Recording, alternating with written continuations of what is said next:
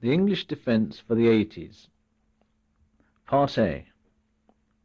White holds the centre. Please put your pieces in the starting position. Now make the moves. Pawn to queen 4, black pawn to king 3, pawn to qb4, black pawn to queen's knight 3, white knight to queen's bishop 3, bishop to knight 2, pawn to king 4, black bishop to knight 5. The white move we are first going to look at is the stolid pawn to kb3.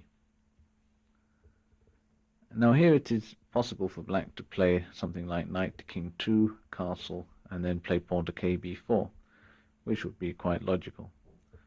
However, the most active move is queen to rook 5 check. White plays pawn to king's knight 3, black bishop takes knight check, pawn takes bishop, queen back to rook 4. This is diagram 1, and quite a number of games have reached that position.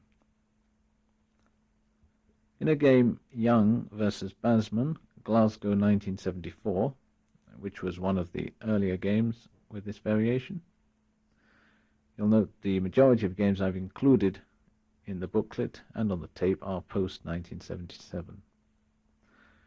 Well, in this game we are looking at, white continued with pawn to bishop 5, and black struck back in the center with pawn to kb4.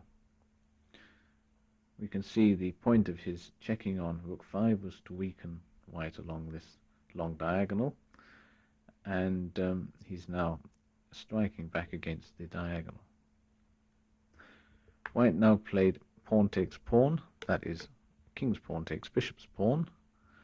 Black moved knight to king 2, a move which black later criticized as being rather too flamboyant. And in fact, black suggested that queen takes bishop's pawn, white bishop to queen 3, and queen back to bishop 2 would have given black a good position with pressure down the f file, that is KB file, and also along the long white diagonal. Now in the booklet you'll find the sequel to this game is given, and black, despite his 10th move, which was knight to king 2, nevertheless managed to win a good game. Now I'd like you to go back to diagram 1, and we'll look at another game, this one between Donner and Miles, which occurred in the BBC Master Game series of 1976. So if you have diagram 1, here, instead of pawn to bishop 5, white played a much stronger move, which was knight to king's rook 3, attempting to gain time by attacking the black queen. Black continued with his plan, pawn to kb4, and white moved knight to bishop 4. Black queen went back to bishop 2. White captured, pawn takes king's bishop's pawn. And black recaptured with the queen. This recapturing with the queen now loses a bit of time because white plays bishop to queen 3, and the queen has to go back to bishop 2. But on the other hand, black considers that it's worth it because he still keeps open the KB file, and also his pawn at king 3 defends the queen 4 square, and therefore white isn't going to be able to play pawn to queen 5 with effect to shut out the black bishop at queen's knight 2. Well, it's amazing really that in the last few moves the black queen has been buffeted back and forth, and you'd probably expect there to be a rapid debacle from the black point of view. However, the sequel is quite the contrary. Now white in this position played his bishop from queen 3 to king 4. And black did not exchange, but brought his knight out to queen's bishop 3. White now pushed on to queen 5 with his pawn. If you've got the book on the BBC Master game, Donna's comments on this position are quite amusing, and especially at the end of the game where he collapses in utter bewilderment that he manages to lose this position. So white has pushed on with pawn to queen 5, black captured, pawn takes queen's pawn, and now white captured with the knight, brought the knight to a nice position on queen 5. Here black castled queenside. In fact, you'll find a number of the games in the English defence black does castle queenside, and this is quite clearly because of the very rapid development he gets. First his queen, and the other queenside pieces also rapidly come out. It often happens that the black king is much safer on that corner of the board. Now after black's castling queenside, white himself developed bishop to king 3, and black brought his knight to kb3. We now got a wholesale series of exchanges. White played knight takes knight, black queen takes knight, hitting the white queen's bishop pawn. White moved his bishop up to queen 4, black captured with his knight, white recaptured with his queen. Now came bishop takes bishop, white queen takes queen, black pawn takes queen, and white pawn takes bishop.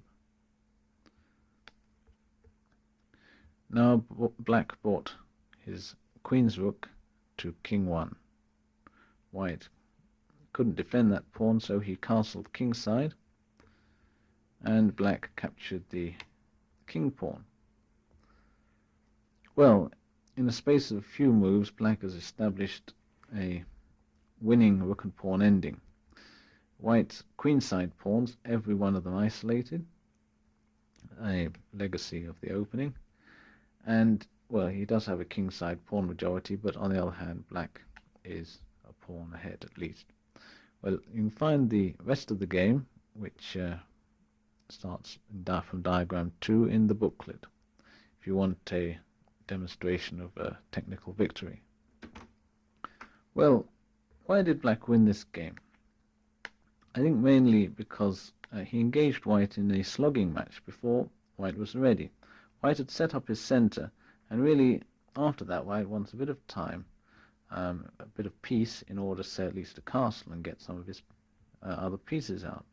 But black didn't give him that time. Black kept hitting at his position, and all black's pieces came rapidly onto effective squares. Almost in one move, a piece would be developed and it would be doing something.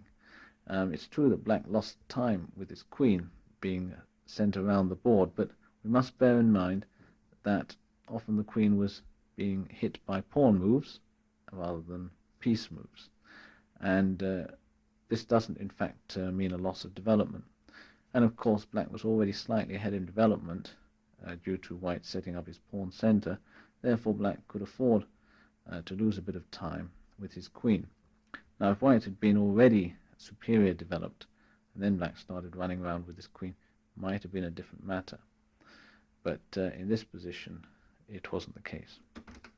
Once again, from the position of diagram 1, in the game Hardy was black and Westerer was white, the same position arose, and white played once again knight to king's rook 3, black pawn to kb4, white knight to bishop 4, black bishop queen to bishop 2. And here white did not exchange the pawns. He played his pawn up to king 5, which looks rather dubious because it does after all open the diagonal of the black bishop. Black hit back immediately with pawn to king's knight 4, which is a good move because eventually the pawn may want to go to knight 5 and increase the pressure along the diagonal. Black hasn't yet committed his king, and quite possibly the king will go to the queen side. In fact, my strategy in this game was based on two ideas. I did intend castling queenside, and then perhaps to exchange the white squared bishops, and also to launch a kingside pawn roller against the white king. If that didn't work, there'd always be the ending, which must favour black because of white's weak pawns, and particularly his weak white squares. The one QB4, white's QB4 square is marked out for occupation by a black knight. And once the bishops, the white squared bishops, are exchanged, of course white's other bishop doesn't go well with the pawn chain he's established in the center. Well, if you want to play through that game, and I recommend it from a strategical point of view, this will help you to understand how the good knight and bad bishop endgame can arise from this opening. Now, before we leave this particular section, I'd like to look at another method black can employ besides the checkered rook 5 against white's move pawn to kb3. So reset the pieces as in diagram 3. Now the move which has been played by Miles and Keane successfully is pawn to king's bishop 4. And in fact, a game of Pano against Miles, Buenos Aires 1980, recent game, had the spectacular continuation. White captures, pawn takes bishop's pawn, and now black knight to king's rook 3. Now the idea of putting the knight on king's rook 3 is so as not to block the diagonal of the queen, and therefore black hasn't played his knight to king 2, which in other circumstances he does. Naturally he wants to recapture the kb pawn if he can, and of course if white plays bishop takes knight, attempting to double black's pawns, black will fork by queen to rook 5 check. So this would be an unsuccessful idea by white. However, knight to king's rook 3 is a pawn sacrifice, and white accepted it with pawn takes king's pawn. And now black played knight to bishop 4. Really going var bank. If white plays now pawn takes pawn check, black will say thank you for the extra developing move. Knight to bishop 4 has another threat, which is to play queen to rook 5 check, and if white interposes with the pawn, black will play knight takes knight's pawn, and of course pawn takes knight, queen takes rook. It looks okay for black. Thus, after knight to bishop 4, white played knight to king 2, presumably to defend against this threat. Black now recaptured queen's pawn takes pawn. One imagines that he could have castled, but he must have thought about this carefully and decided that the time had come to recapture. This pawn on king 3 looks very weak and frail, but on the other hand it serves a very useful function in preventing white's pawn to queen 5. So black has recaptured. White now played bishop to king's bishop 4. He's definitely trying to stop black playing queen rook 5 check. Black castled kingside. White played queen to queen 2. See, white has still got to find a place for his king, whereas black has already castled and his attack is underway. We saw now black playing queen to rook 5 check. White played knight to king's knight 3. And black moved bishop back to queen 3.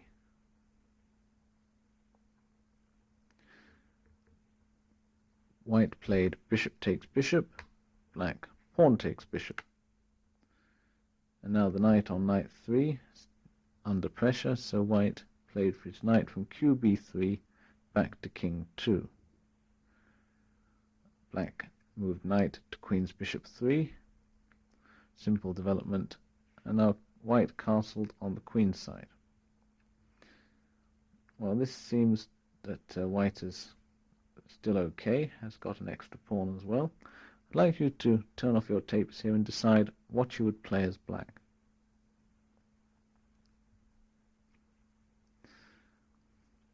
Black's next move was to play knight from queen's bishop 3 takes queen's pawn.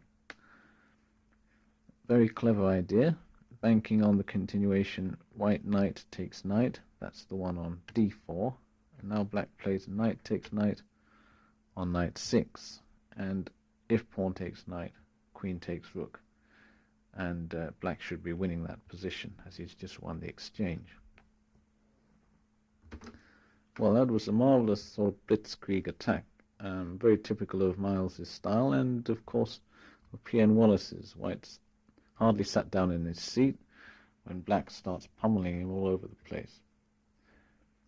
With that example, I want to leave the early pawn to king's bishop 3, and we'll study lines where white develops his pieces to defend the center and plays pawn to kb3 only when he thinks it's really necessary. Now, the central game in the study of this line, and one which is crucial to an understanding of the variation, is Botvinnik versus P.N. Wallace. In this game, we see white doesn't play pawn to king's bishop 3 until black has developed his knight to kb3. That means that queen to rook 5 check is not going to be possible. Now, in the game against Botvinnik, Wallace managed to win the white central pawn at king 4.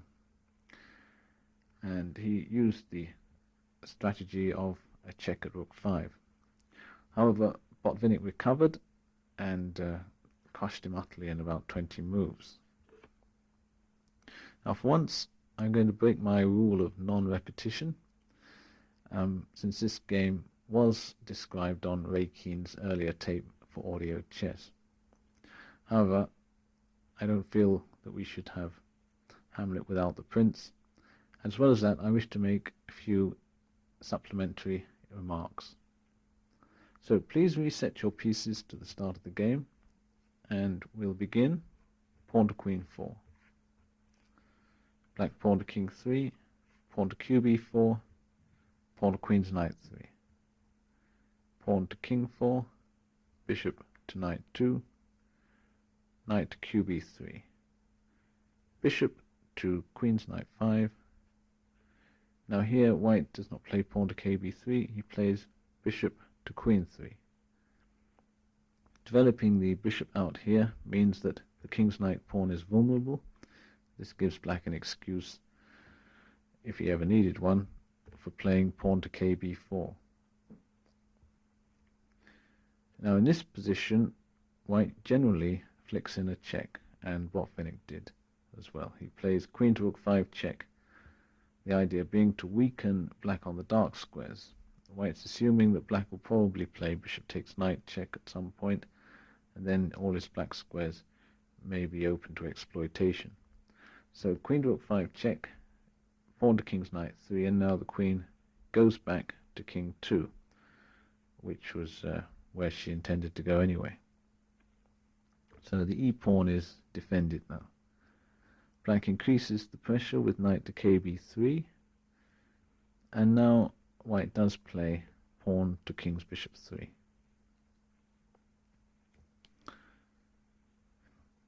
In this position, Wallace played pawn takes pawn. White pawn takes pawn, bishop takes knight check, pawn takes bishop, knight takes king's pawn. You can imagine the excitement that must have occurred when Wallace played this move in the simultaneous display. No doubt it had only just begun, and already Botvinnik seemed to be in trouble. Perhaps Botvinnik himself was surprised and glanced warily at his old opponent, trying to fathom what was going on in his mind.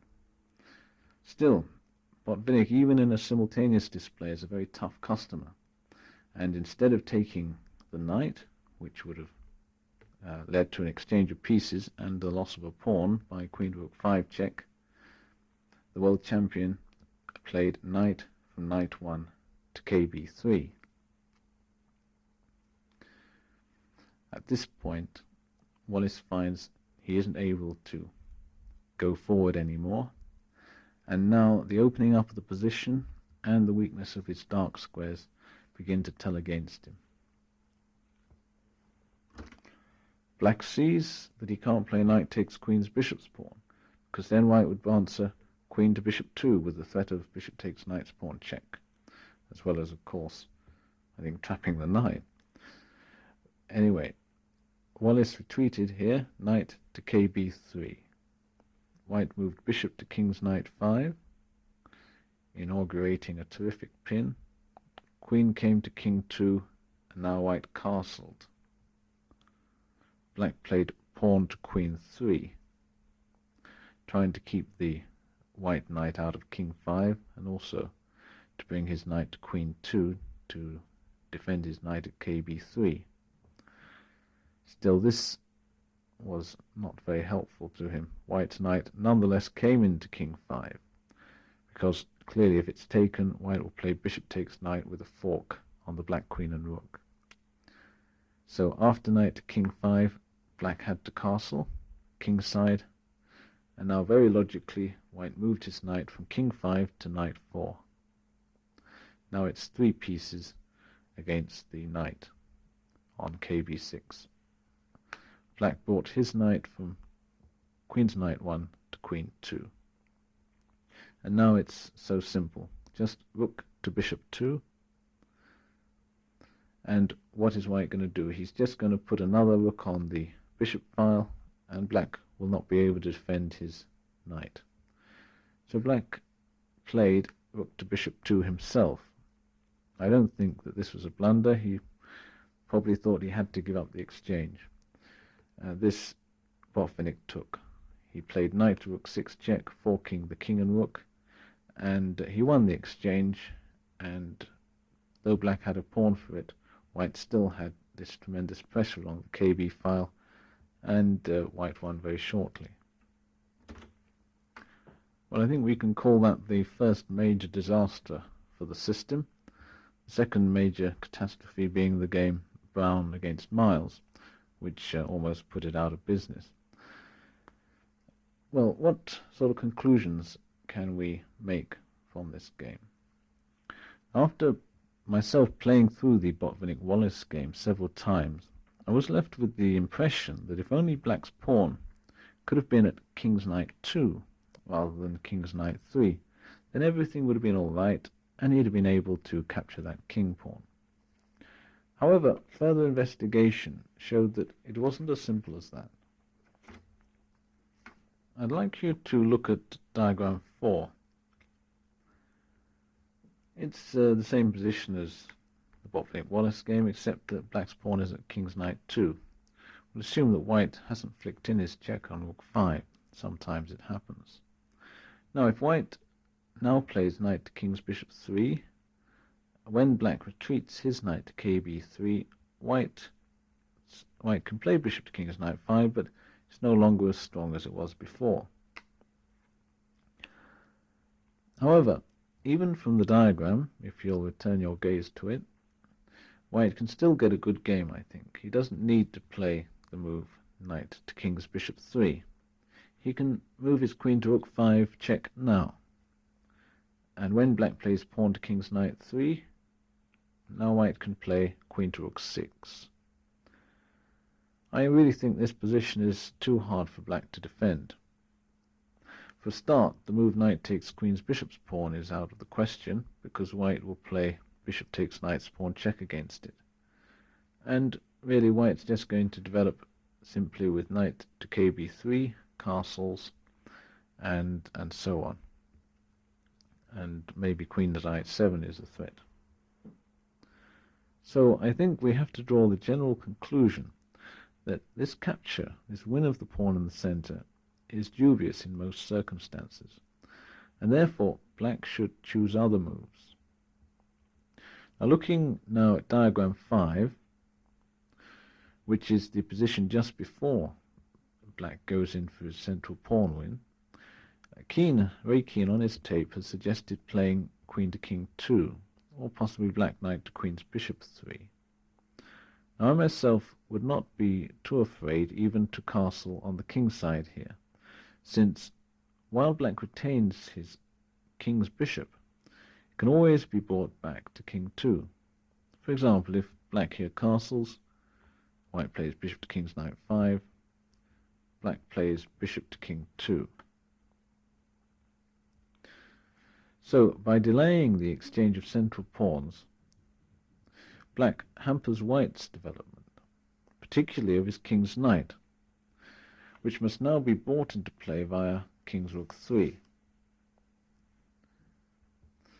Well, there are possibly a few situations where black can capture the central pawn, and one of which we can see arising in diagram 6. Now, if you've got diagram 6, here white's defended with pawn to king's bishop 3 before developing his knight to queen's bishop 3. Here white would have too little development to show for the pawn. For example, if you play black pawn takes pawn, white pawn takes pawn, and black bishop takes pawn, now if white captures, black will play his queen to rook 5 check move.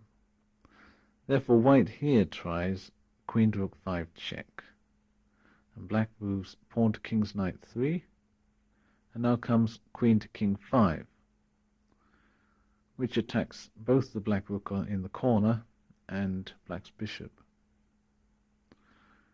Now how does black defend here? My suggestion is to play the exchange sacrifice, bishop takes bishop. White now plays queen takes rook, and perhaps you would care to switch off in this position and decide how would you get some compensation for your sacrifice. Now in this position black can play queen to rook 5 check, white king to queen 2, and now either bishop to bishop 8 or black bishop takes bishop's pawn. Black's just letting his other knight go, the one on knight 8. So white now plays queen takes knight. Might as well see what's going to happen.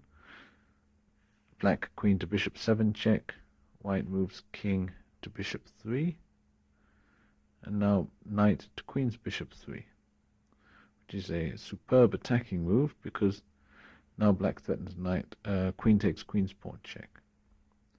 So white defends this by knight to kb3, whereupon black castles queenside again. And well, this position is very difficult for black. For white, black threatens to win his queen by bishop to knight 5 check. So I think this is a tremendous attack for black.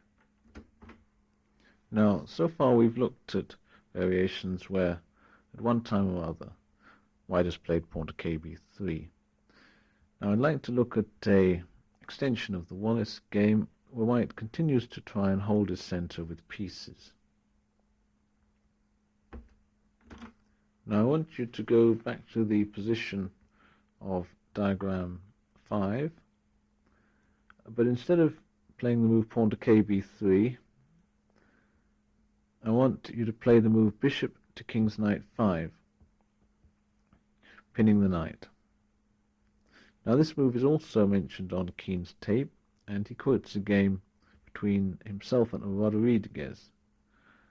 And in that game, black played pawn takes king's pawn, and white replied with bishop to bishop 2. This sacrifice proved unsound, and black got on top quite quickly. However, let's look at this position in more detail. After black's pawn takes pawn, let's see if white can recapture his pawn. In my game against Briggs, white played bishop takes knight, black queen takes bishop, and white bishop takes pawn.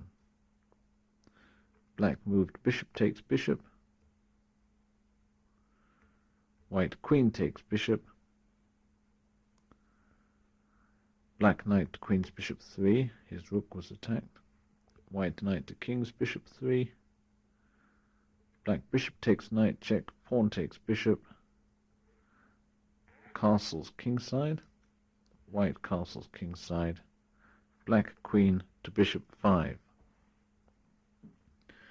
Once again we reach a standard position which has occurred several times, with the exception of the black pawn sometimes being on king's knight 3 and sometimes on king's knight 2. I think by now you know the reasons for that difference occurring. I quote Keane, and I agree with his verdict on the position, where he says that if white exchanges queens, black has the better game in view of white's weak queenside pawns. If, on the other hand, white avoids the exchange of queens, black achieves promising play by trebling up along the f-file. Unfortunately, as you'll see from my game against Briggs, I didn't quite follow this advice, and so ended up drawing the game. But you have this game for reference if you so wish. Now, I would like to look again at diagram 5, so if you'll return to that position, and play not pawn to king's bishop 3, but bishop to king's knight 5 for white. Here again, after black plays pawn takes pawn, white bishop takes knight. Besides the move black queen takes bishop, which as we've seen is quite good for black, there is another sharper move in pawn takes bishop on queen 6. This pawn, by the way, also attacks the white pawn at the white queen at king 2. Now, if white takes the black queen, so does black in fact, and white ends up in a very inferior position. Well, the problem for him there would be that his king's knight pawn and his bishop at queen 8 would both be under attack. So instead of capturing the black queen, white plays the move queen to king 5. I'll just mention that you should have the black pawn at king's knight 3 in this position rather than king's knight 2. But it doesn't really matter, because if black's pawn happened to be at king's knight 2, white could play himself queen to rook 5 check, then after pawn to king's knight 3, then go to king 5, so we'd get the same position anyway. So at any rate, black's pawn is at king's knight 3, and queen to king 5 looks a very strong move at first sight, because the bishop at bishop 6 forks both the black queen and the black rook. However, black quite easily sidesteps this problem by developing his knight to queen's bishop 3 with an attack on the white queen.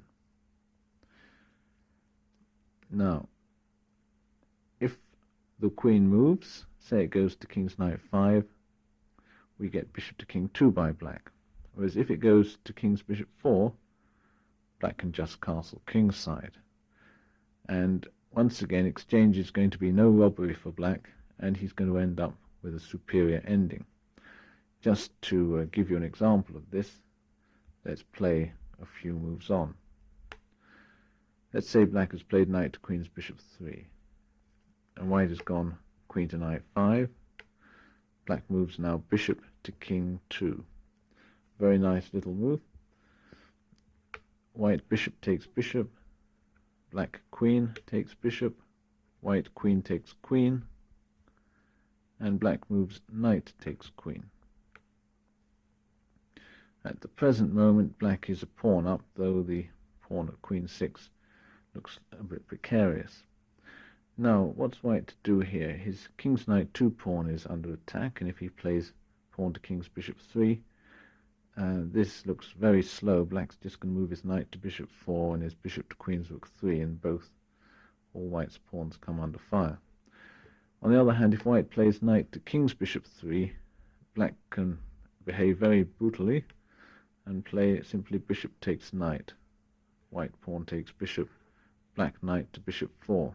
Very good spot for the knight. Attacks the queen's pawn. You'll notice that nearly all black's pawn structure is intact, and whereas white's pawns on the KB file are ready targets, and also his pawn on queen 4. So, as we've seen before, a lot of these endgames end up in a very sorry state for white. Now, there's another point I'd like to make to finally hammer the last nail in white's coffin. And so this is from diagram 5 again. This is again with white playing bishop to king's knight 5 instead of pawn to kb3. And we'll say black plays pawn takes king's pawn.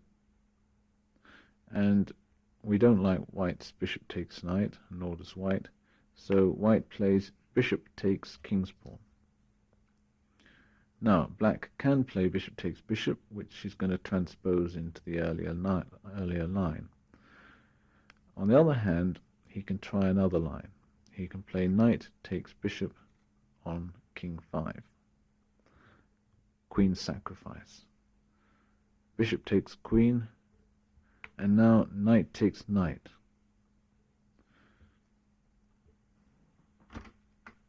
Now this is the position of diagram 7, and it's such an interesting one that I think you should turn off your tapes and study it for some time.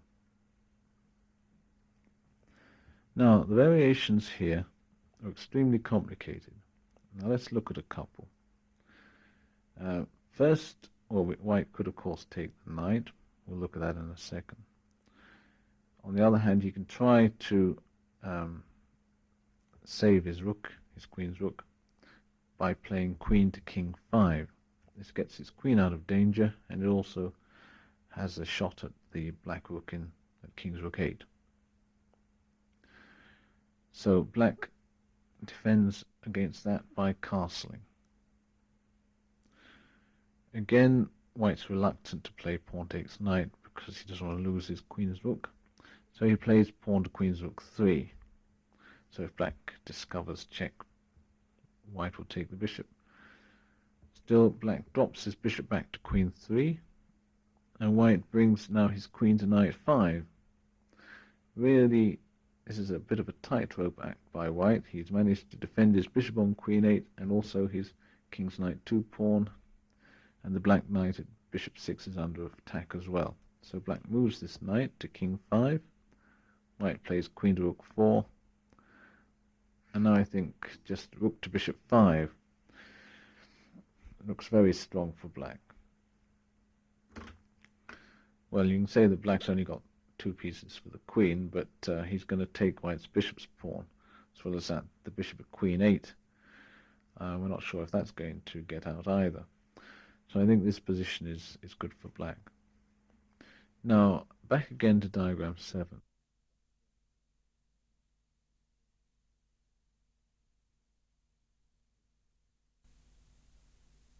Venture for some white queen, as I have termed it. But as is so often the case, the queen showed surprising agility, and I should have won a pawn as early as move 15. So I think we can leave this section of white playing the advanced center, and now look at the more subtle forms of white playing pawn to queen 5. Now in these examples, white plays for pawn to queen 5 without yet having moved pawn to king 4. This in a sense makes his position more compact, as he can concentrate on the queen's pawn and on the queen 5 square. Whereas with the pawn at king 4, he may have to face attacks on that pawn as well. This doesn't mean that white renounces pawn to king 4 totally, but he delays it until such a time as he thinks it's safe to play it. Now this method often involves white playing an early pawn to queen's rook 3 in order to prevent black's bishop to queen's knight 5, as white's hoping that his knight at queen's bishop 3 is going to perform the role of defending the center. Now it was just this method that Karpov used more than once against Tony Miles. However, his adoption of it at Bugoyno 1978 could not be termed a total success. Now, for this theme there are 2 possible approaches, each involving a different move order, and it's important to get it clear in your mind the distinction between these move orders. Now the first move order is pawn to queen 4, pawn to king 3, pawn to qb4, pawn to queen side 3. And now straight away white plays pawn to queen 5. And if black now plays bishop to knight 2, white moves pawn to queen's rook 3, thus preventing the move black bishop to queen to knight 5. The second move order is pawn to queen 4, pawn to king 3, pawn to qb4, pawn to queen's knight 3, pawn to queen's rook 3 at once. And if black replies bishop to knight 2, white will then play knight to qb3 and hope to follow up with pawn to queen 5. I suppose there's also a third move order, which is on move 3, white playing knight to qb3, and if black plays bishop to knight 2, white plays pawn to queen's rook 3 then. So looks like infinite variations on a small theme. Now let's look at the first possibility. This is after the first two moves, where white on move 3 plays pawn to queen 5. Black bishop to knight 2, white pawn to queen's rook 3. Now supposing black plays routinely with knight to kb3. After this, white will then be able to complete its development, play say knight to qb3, bishop to king's knight 5, and pawn to king 4. And this is in fact what did happen in one of the early games, Karpov-Miles, when Miles didn't have as much experience with it as he does now. That's not the game Karpov-Miles of Bugojno, but one of a year earlier. Now, in the first type of position, and this is from diagram 10a, Ray Keane has made a couple of suggestions on how to improve black's play. First of all, if white plays pawn to queen 5 on move 3, black's pawn can no longer go to queen 4. On the other hand, he does have an effective maneuver in knight to king's bishop 3, white knight to qb3, and now the bishop, instead of going to knight 2, goes to queen's rook 3. This really is the reason why Keane suggested originally that black should play the move order pawn to queen's 4, black playing pawn to king 3 and pawn to queen's knight 3 before developing his queen's bishop, in order to give that bishop the option of going to rook 3 in certain cases. Now, looking again at diagram 10a, we can see that white has played pawn to queen 5 and black knight to kb3. Now, white in Temponi versus Miles, a game from Buenos Aires 1979, played the move pawn to king's knight 3 here. Black now checked, bishop to knight 5 check, white bishop to queen 2, queen to king 2, white bishop to knight 2. Pawn to qb3 was played. Naturally, it would be fatal, I think, for black to play bishop to knight 2 here, because white would play pawn to queen 6 and win a piece, because his pawn hits the queen and the other bishop takes the bishop at knight 7. Yeah. So black plays pawn to qb3, putting this pressure on white's pawn. White now played queen's pawn takes pawn, and black played queen's pawn takes pawn. Queen pawn takes bishop's pawn, and black played queen's pawn takes bishop's pawn. Well, it doesn't matter which one he took, the result was the same. White now played knight to qb3, and black castled with an equal position. I think it's also possible on move 3, and that's from diagram 10a again, to play bishop to knight 5 check immediately. And if white plays bishop to queen 2, bishop takes bishop, queen takes bishop, black can now swing out with his queen to rook 5, ready to retreat it to rook 4 later on. So, against pawn to queen 5, it looks like black has got at least 3 reasonable lines. Now, there is also another move that black can play, very double-edged. It was employed by Tony Miles against Ogard.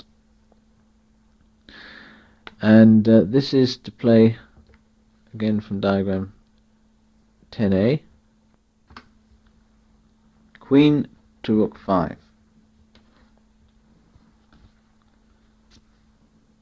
Now we'll look at a game with this Miles against Ogard a little later. First I want to look theoretically at the other variation. This arises from pawn to queen 4, pawn to queen's knight 3, pawn to qb4, pawn to king 3, and now we'll have white playing pawn to queen's rook 3. This is going to be diagram 10b. Now here, Keen's suggestion is to play into a queen's gambit with the move pawn to queen 4, either now or shortly. And you can see two of my games against Shannon where I followed this strategy fairly successfully. However, I should also point out that in a later game between Steen and Miles, black accepted all of white's finesses and went into an original sort of Dutch. So more of that game later, which was truly a fantastic game. Now I want to treat you to the game Ogard-Miles, and this arises from diagram 10A. White's just played pawn to queen 5, black moves queen to rook 5. Black brings the queen out first, and later he's going to bring out his king's knight, so as he can develop a more rapid counter-attacking game. Now, here white, who had undoubtedly come across the opening for the first time, played the craven move pawn to king 3, trying to guard his QB pawn. In a similar position, Karpov boldly played his knight out to queen's bishop 3, daring Miles to capture his queen's bishop's pawn. The analysis after that is not so clear-cut, by the way, and possibly one brave soul will someday take this pawn and see whether white does in fact get compensation for his pawn, or whether black can hold on. At any rate, even in the game Karpov-Miles, Miles by quieter play managed to get a fairly even position. So let's continue with Ogard-Miles, and here white's played pawn to king 3. Black moved his knight to king's bishop 3, white played pawn to queen's rook 3, black bishop to knight 2. White now played his knight to king's bishop 3, and black retreated to rook 4 with his queen. Here white played queen's pawn takes pawn. This is rather unfortunate for him, because black was attacking the queen's pawn with 4 pieces, and white therefore really had to give up the center. However, this move, queen's pawn takes pawn, which unleashes the power of the black queen's bishop along the long diagonal, is, I believe, already the strategical demise of the white game. After black played bishop's pawn takes pawn, white played bishop to king 2, black moved back to knight 3. See black in total control of the center and this long white diagonal. Here white, well, he could have castled, which I think would have been the best idea, even though black's attack after bishop to queen 3 looks extremely strong. But instead white played knight to rook 4. Black here again plays sharply, not queen to bishop 2, but queen to rook 3. And white defends his knight. Well, he doesn't actually defend his knight by pawn to king's knight 3, because that loses a rook. So he played bishop to king's bishop 3. Ingenuity born of desperation. Now black didn't exchange off the bishops, which would really have helped white to bring his knight back into play. Instead, black played his knight to queen's bishop 3, and white was now able to play pawn to king's knight 3 to guard the knight. At this point, black moved pawn to king's knight 4. And I'd like you to turn off and see what you'd do if white retreated his knight to knight 2. Well, if white moves back knight to knight 2, there's total destruction along the long diagonal. Black just plays pawn to knight 5, and if bishop takes pawn, knight takes bishop, queen takes knight, black now plays knight to king 4, and the knight's coming in to bishop 6. This is really a dream of a position for black. So instead of retreating the knight, white looked for something else to do, and he played his pawn up from king 3 to king 4, unleashing a pin against the knight's pawn. Black now moved his knight from bishop 3 to king 4, and the white bishop retreated to king 2. Sorry, to knight 2, of course.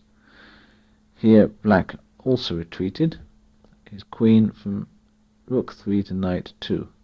And once again the white knight is in an awful position. If it goes back to kb3, black, I should think, can play bishop takes king's pawn, though he may have other moves.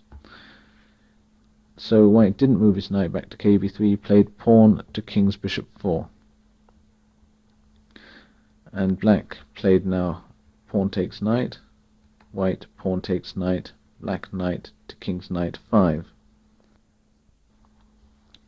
Now the white king pawn is under attack, so white defended it with bishop to kb4. Black took time out to castle queenside.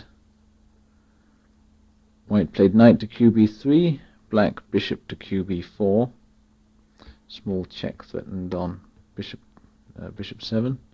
So white played queen to queen 2. And now we get a beautiful finish. Black plays knight takes king's pawn. White tried pawn to queen's knight 4. Perhaps you'd like to turn off your tapes and discover how black finished white off. The next move was very attractive. It was pawn to rook 6.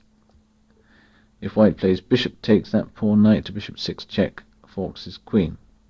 On the other hand, if white plays bishop takes knight, this doesn't help him either, because black now plays pawn takes bishop. And if white now takes the queen, black will take the white rook with check. He gets his queen back, and he comes up tons of material in advance. So another devastatingly quick win by Miles, and one asks oneself the question, when will they ever learn?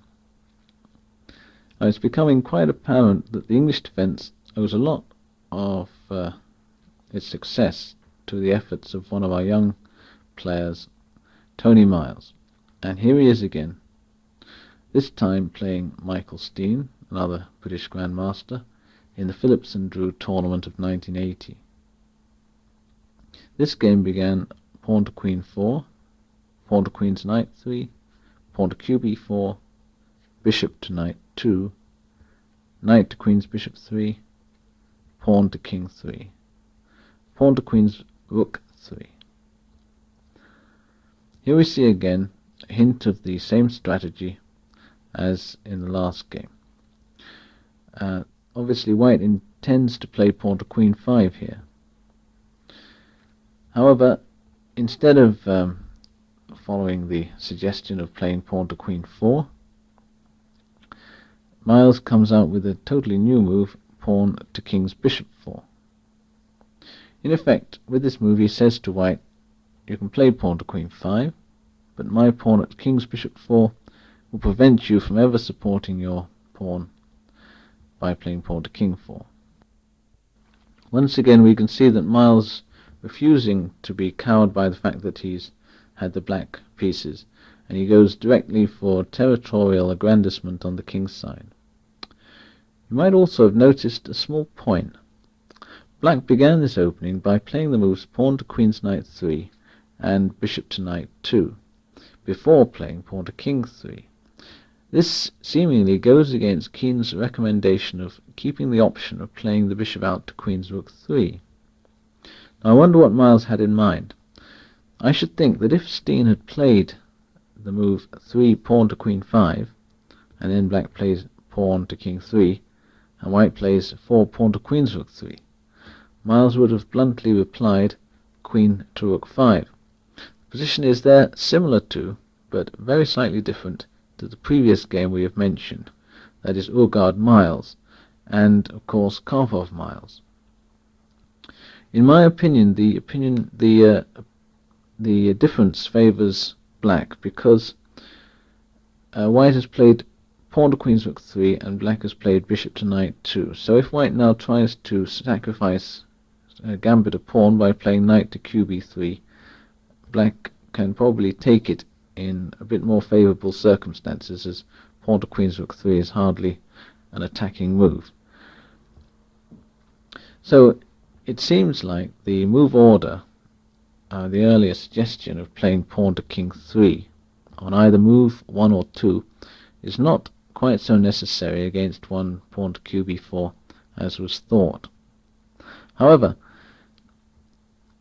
if white plays 1 pawn to queen 4 on his first move, to immediately play pawn to queen's knight 3 is still a dubious proposition, as nobody has yet shown that the Owens defense, which arises after white plays then pawn to king 4 and black plays bishop to knight 2, is a saleable idea. So let's go back to the game after we just digressed in that theoretical way. Now the Dutch with Queen's fianchetto has been seen before, though usually actually black cannot get it in because white generally immediately fianchettos his king's bishop as soon as black plays a move like pawn to kb4, and therefore black doesn't get time to get his own bishop on the diagonal. Also, you don't always see bishop to knight 2 with pawn to kb4 because of the feeling that white's pawn to queen 5, when it comes, will really split black's game up. And there are some lines of the Queen's Indian defense where this sort of thing happens, and the move pawn to queen 5 proves a strong one. Now let's see what Steen played. He did move his pawn up to queen 5. After pawn to queen 5, black played knight to kb3. Black's intention is, if white plays pawn takes king's pawn, well, he possibly can play bishop to queen 3, but the endgame isn't too bad either. He can play pawn takes pawn, white queen takes queen check, black king takes queen, white knight to king's bishop 3.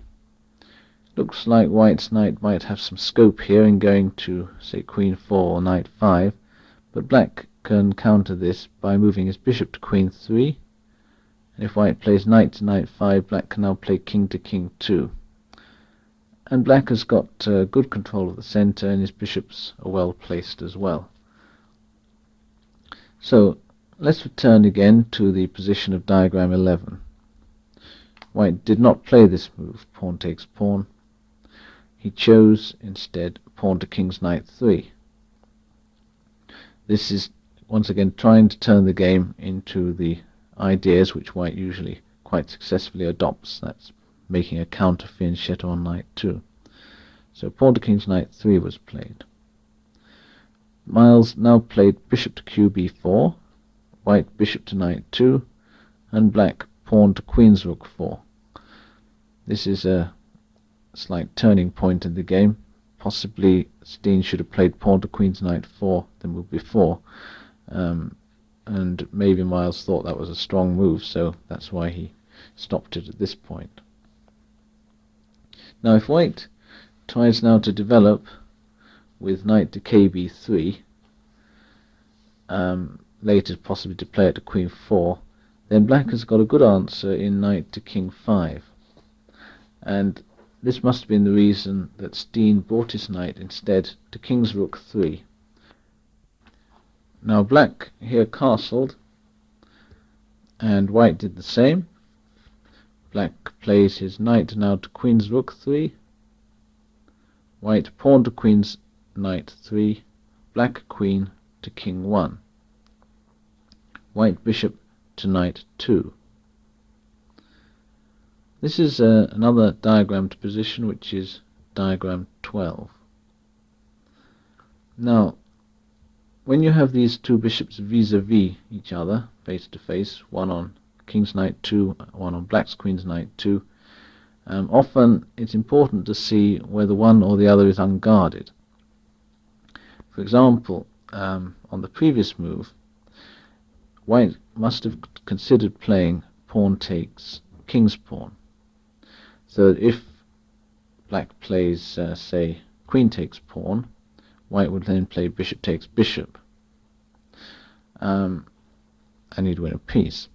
So against this move, pawn takes king's pawn, black would have to play first bishop takes bishop, and then if white plays king takes bishop, black would play queen takes pawn. However, black needn't do that. He can gain a tempo on the queen by playing pawn takes queen's pawn.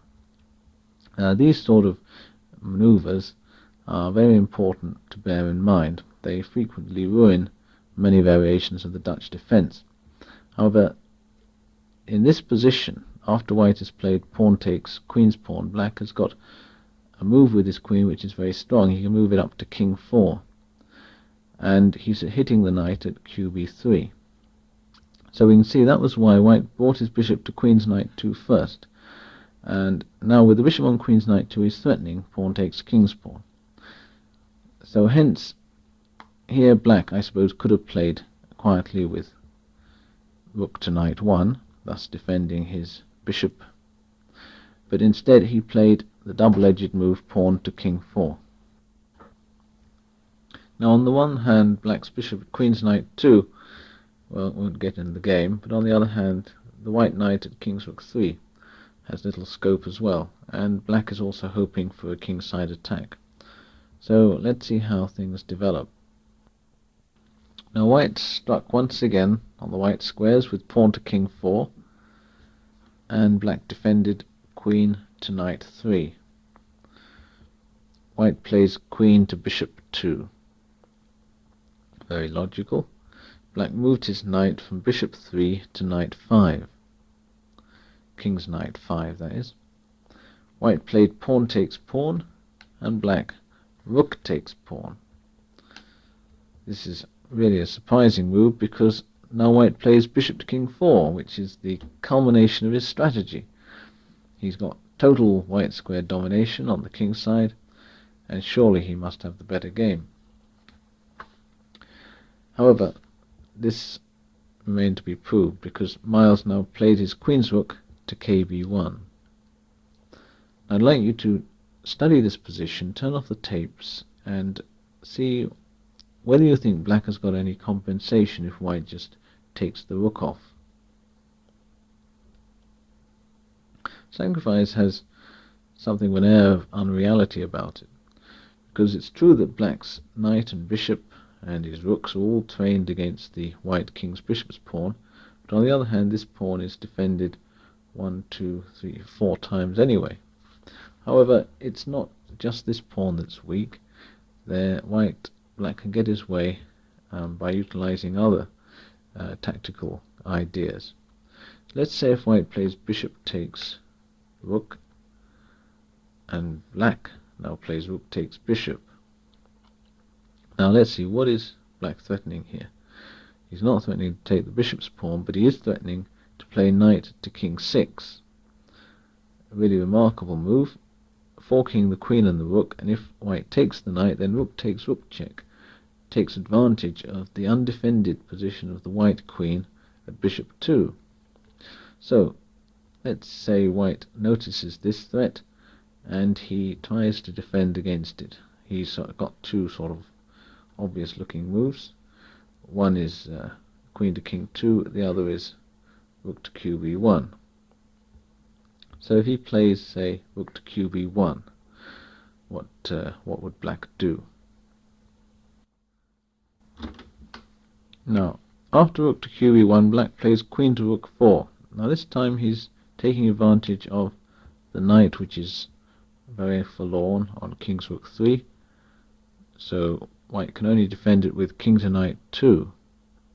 And now comes bishop takes bishop's pawn. And once again, once the kb pawn goes, black is in a position to play knight to king 6 check.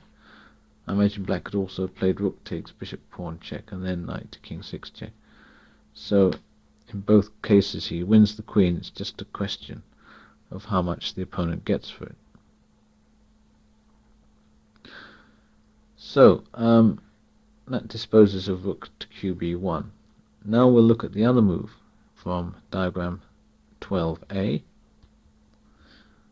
which is white playing queen to king 2. Now if white plays queen to king 2, black can once again harass that knight by playing rook to rook 4. White here plays king to knight 2, and now rook takes knight. Looks pretty good.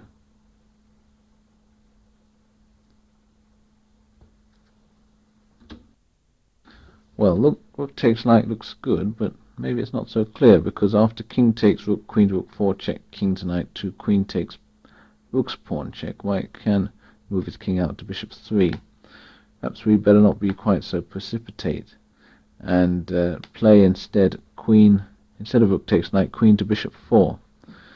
And now if the knight moves, then black will play rook takes rook pawn check, and if it doesn't move, black has got the threat of knight to king 6 check, followed by queen takes knight check, and then queen takes rook pawn check. And his attack is stronger in this case than it was in the previous one. Now Steen clearly saw most of what was going on in Miles's mind, and therefore he declined the exchange sacrifice.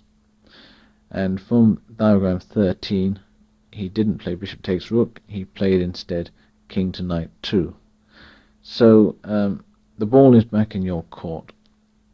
What are you going to do as black in this position? Well, the simplest method, which black found, was to play nonetheless rook takes bishop's pawn check. White rook takes rook, black knight to king 6 check. So this is once again a complex combination, because black has forked the white king and queen, but his own queen is under attack as well. So let's follow through the moves of the combination.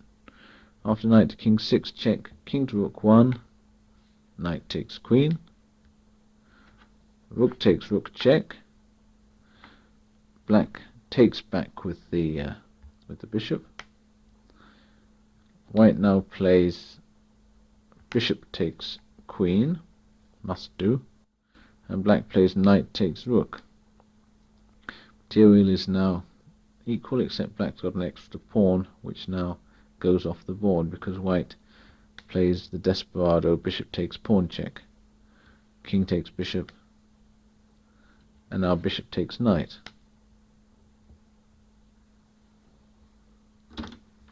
Perhaps Steen was still hoping in this position that black would now play bishop takes rook's pawn, when he'd be able to play knight to queen's knight 5, hitting both the bishop and black's king's pawn. So black would have to, I think, bring his bishop back to queen 3, and white would take the bishop off and then bring his knight round to king 4. That position doesn't look bad for white at all. Nonetheless, Miles didn't play this. He played a stronger move than this, which enabled him eventually to win a pawn with the superior game. And a pawn up in an endgame of this sort is really certain death at the Grandmaster level. In fact, it might even be death at a lower level. But anyway, it's interesting to see how precisely Miles played this endgame, which he must obviously have been looking for when he went into the combination. So black's move here was knight to bishop 4, attacking the queen's knight pawn. And white really has to give it up, because if he plays pawn to queen's knight 4, black will exchange and then play knight to knight 6, and then bishop takes knight's pawn. So white instead played knight to queen 1, black took a pawn, knight takes knight's pawn, white took the king pawn. Bishop takes king's pawn. And here again, black didn't take the rook pawn. He played knight to queen 7. What he's aiming to do is to get the bishop pawn, and then his bishop will also get the queen's pawn.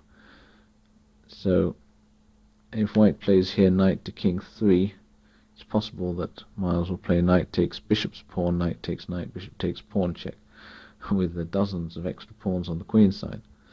So after knight to queen 7, white just grabbed what he could. Bishop takes bishop's pawn, knight takes pawns. White's pawns on the queen side, being sort of further advanced, seem to be a lot more exposed than black's.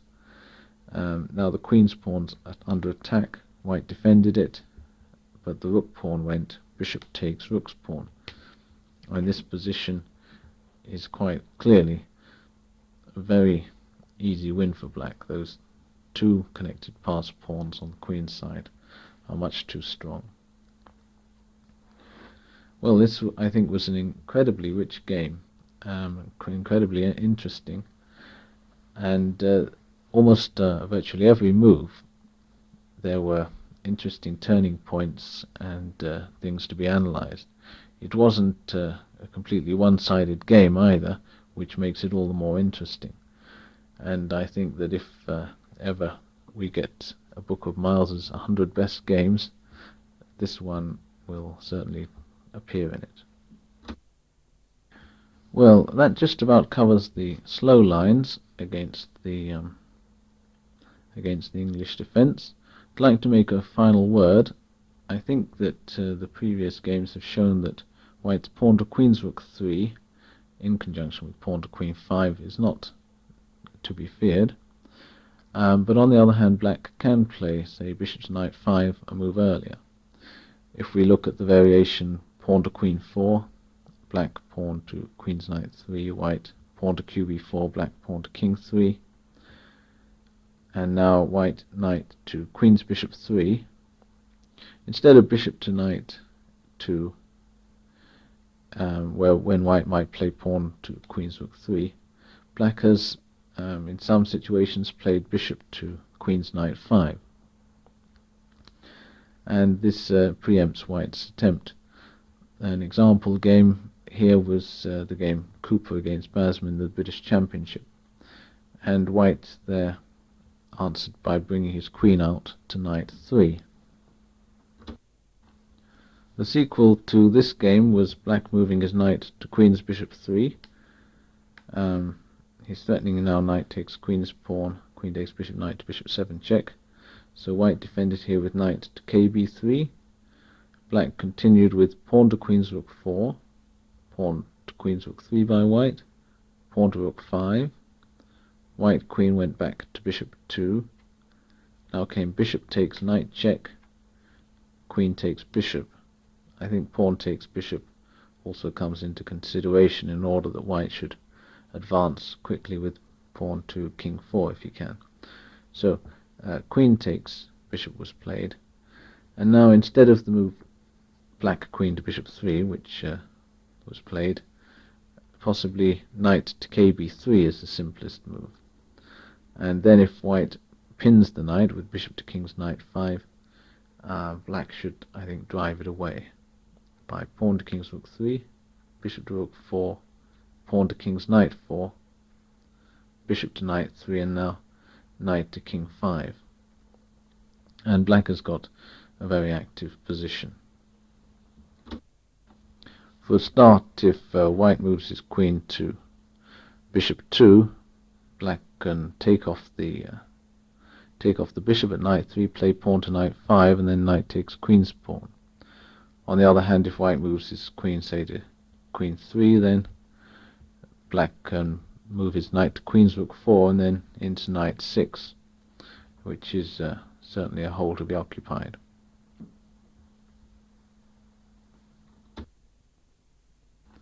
This then is the end of tape 1, and tape 2 will look at the gambit lines.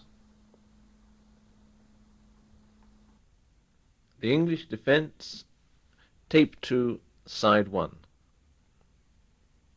We're now going to look at the next main classification of the opening, and this is the gambit line. In this line, white also places his pawns at qb4, queen 4 and king 4, but this time he delays the move knight to queen's bishop 3, which has important repercussions. Let's look at this line. Please return to the start position and let's go. Pawn to queen 4, black pawn to king 3, white pawn to qb4, pawn to queen's knight 3, pawn to king 4, bishop to knight 2, white bishop to queen 3, as we can see before moving the knight. Now black plays pawn to kb4, and on move 5 white captures with pawn takes pawn. This invitation black cannot decline. He must play bishop takes knight's pawn. And now comes the point of white's play. He begins his attack with queen to rook 5 check. We can see now why white delayed knight to queen's bishop 3, because with the addition of that move and black's move bishop to queen's knight 5, the black king would now be able to go to kb1. Well, in this position that move is impossible, and king to king 2 is impossible because white forks with queen to knight 5 check. So black has only got one move here. That's pawn to king's knight 3. White plays pawn takes knight's pawn. There's only one move again for black. Other moves lose material. I think if black plays knight to kb3, then pawn to knight 7 discovered check, followed by pawn takes rook equals queen, is very strong for white. Still, black does have the answer bishop to knight 2. This does allow a discovered check, pawn takes pawn discovered check, and the black king has to go to bishop 1.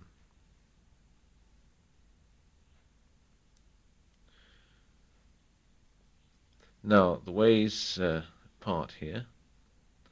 The old line, which we're going to look at first, is where white plays pawn takes knight equals queen check, which doesn't look as though there could be anything wrong with that move. Black, however, plays king takes queen, and white's queen is attacked, so he must move it back to knight 4. Now black will take the rook, bishop takes rook. So here is the exchange sacrifice I was talking about. For it, white has got a pawn, and also black's king is completely without pawn protection. On the other hand, black has managed to get his pieces into play. Obviously, if there aren't any pawns in the way of your pieces, they can perform well in a better way. For example, his rook on rook 8 now attacks the white's pawn on king's rook 2. Now, though white has got a strong attack here, black has got counterplay, particularly based upon the weakness of the white pawn at queen 4. Black can bring a knight to attack it and then try to get some play there. Now this position was mentioned on Keene's tape from the English defence, but Keene doesn't develop it any further, except he states that it ought to give black a winning game. It took me the hard way to find that out, and this position in fact arose as far back as 1972 in a game of mine against J.N. Sugden in Brighton. The continuation was here white bishop to king's knight 5, and black played his queen to king 1. I know queen to kb1 has also been suggested, but I feel that queen to king 1 is a stronger move. Now white played up with pawn to king's rook 4 to safeguard his bishop, and of course also safeguard his king's rook pawn. And against Sugden I played the move bishop to queen's knight 2. Actually, this move was, I think, a mistake, and at the time I hadn't gone into all the implications of the opening, and I thought that it was necessary at all costs to rescue the bishop in the corner. My main fear was that white would play pawn to king's bishop 3, then queen to rook 3, and queen takes bishop. I hadn't noticed that this idea isn't really that good, because black has a counter combination in, say, putting his queen on king's rook 4, and when white's queen gets down to king's rook 1, having taken the bishop, black will then, at that moment, take white's bishop on king's knight 5, and because of the pin from his rook against the king's rook pawn, after white would recapture, black would then take the white queen off. Well, let's follow my game with Sugden a few more moves to see how quickly white mobilized and built up a strong position. He first played his knight to qb3, and now I was getting afraid of him moving to king 4 and then into bishop 6 check. Quite natural, so I plays pawn to queen 4. Now white brought his knight to king 2. The trouble with playing a move like pawn to queen 4 in this variation is that the king 3 square becomes very weak, and black really can't afford too many weak squares in his position. He's got enough already. So white's played his knight, king's knight to king 2. Black developed his queen's knight to queen 2, and white castled queenside. Of course, there are possibilities now of bringing that rook to the king's knight file. Black played his queen to bishop 2, white played knight to bishop 4. This is what it attacks. King 6, also there are threats of bishop to knight 6, knight to knight 6. A lot of threats. So black here played knight to kb3. Attacking white's queen, white played queen takes king's pawn. Queen takes queen, knight takes queen. Well, I don't think I need go much further in this game. The fact is that though white is still the exchange down, he's got another pawn for it, and his attack hasn't got any weaker either. In black's position looks very critical. So let's see if we can find an improvement in this variation. Now I'd like you to return your pieces to the position of diagram 14. Well, if you have that position, we're going to look now at a game from the same tournament, Lehmannsik versus Hardy. Took place a few rounds later. Here I'd realized by now that my bishop to queen's knight 2 wasn't very good, so instead I played knight to queen's bishop 3. If white plays bishop to bishop 6, then black can play his queen up to bishop 2. So against knight to qb3, white now played his knight to queen's bishop 3, and when I played the move knight takes queen's pawn, my opponent was visibly shocked. The fact was, he didn't think this move was possible.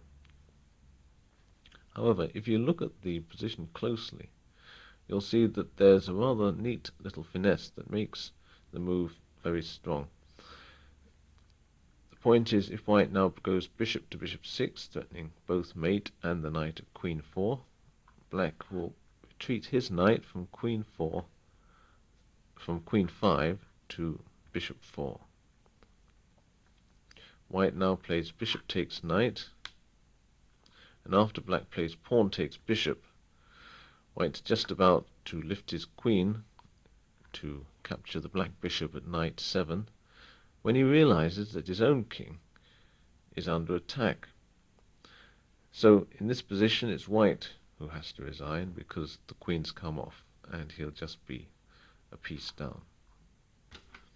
Well, Lehmannsik eventually saw this idea, and therefore after my knight takes queen's pawn, he didn't play bishop to bishop 6, but castled on the queen's side.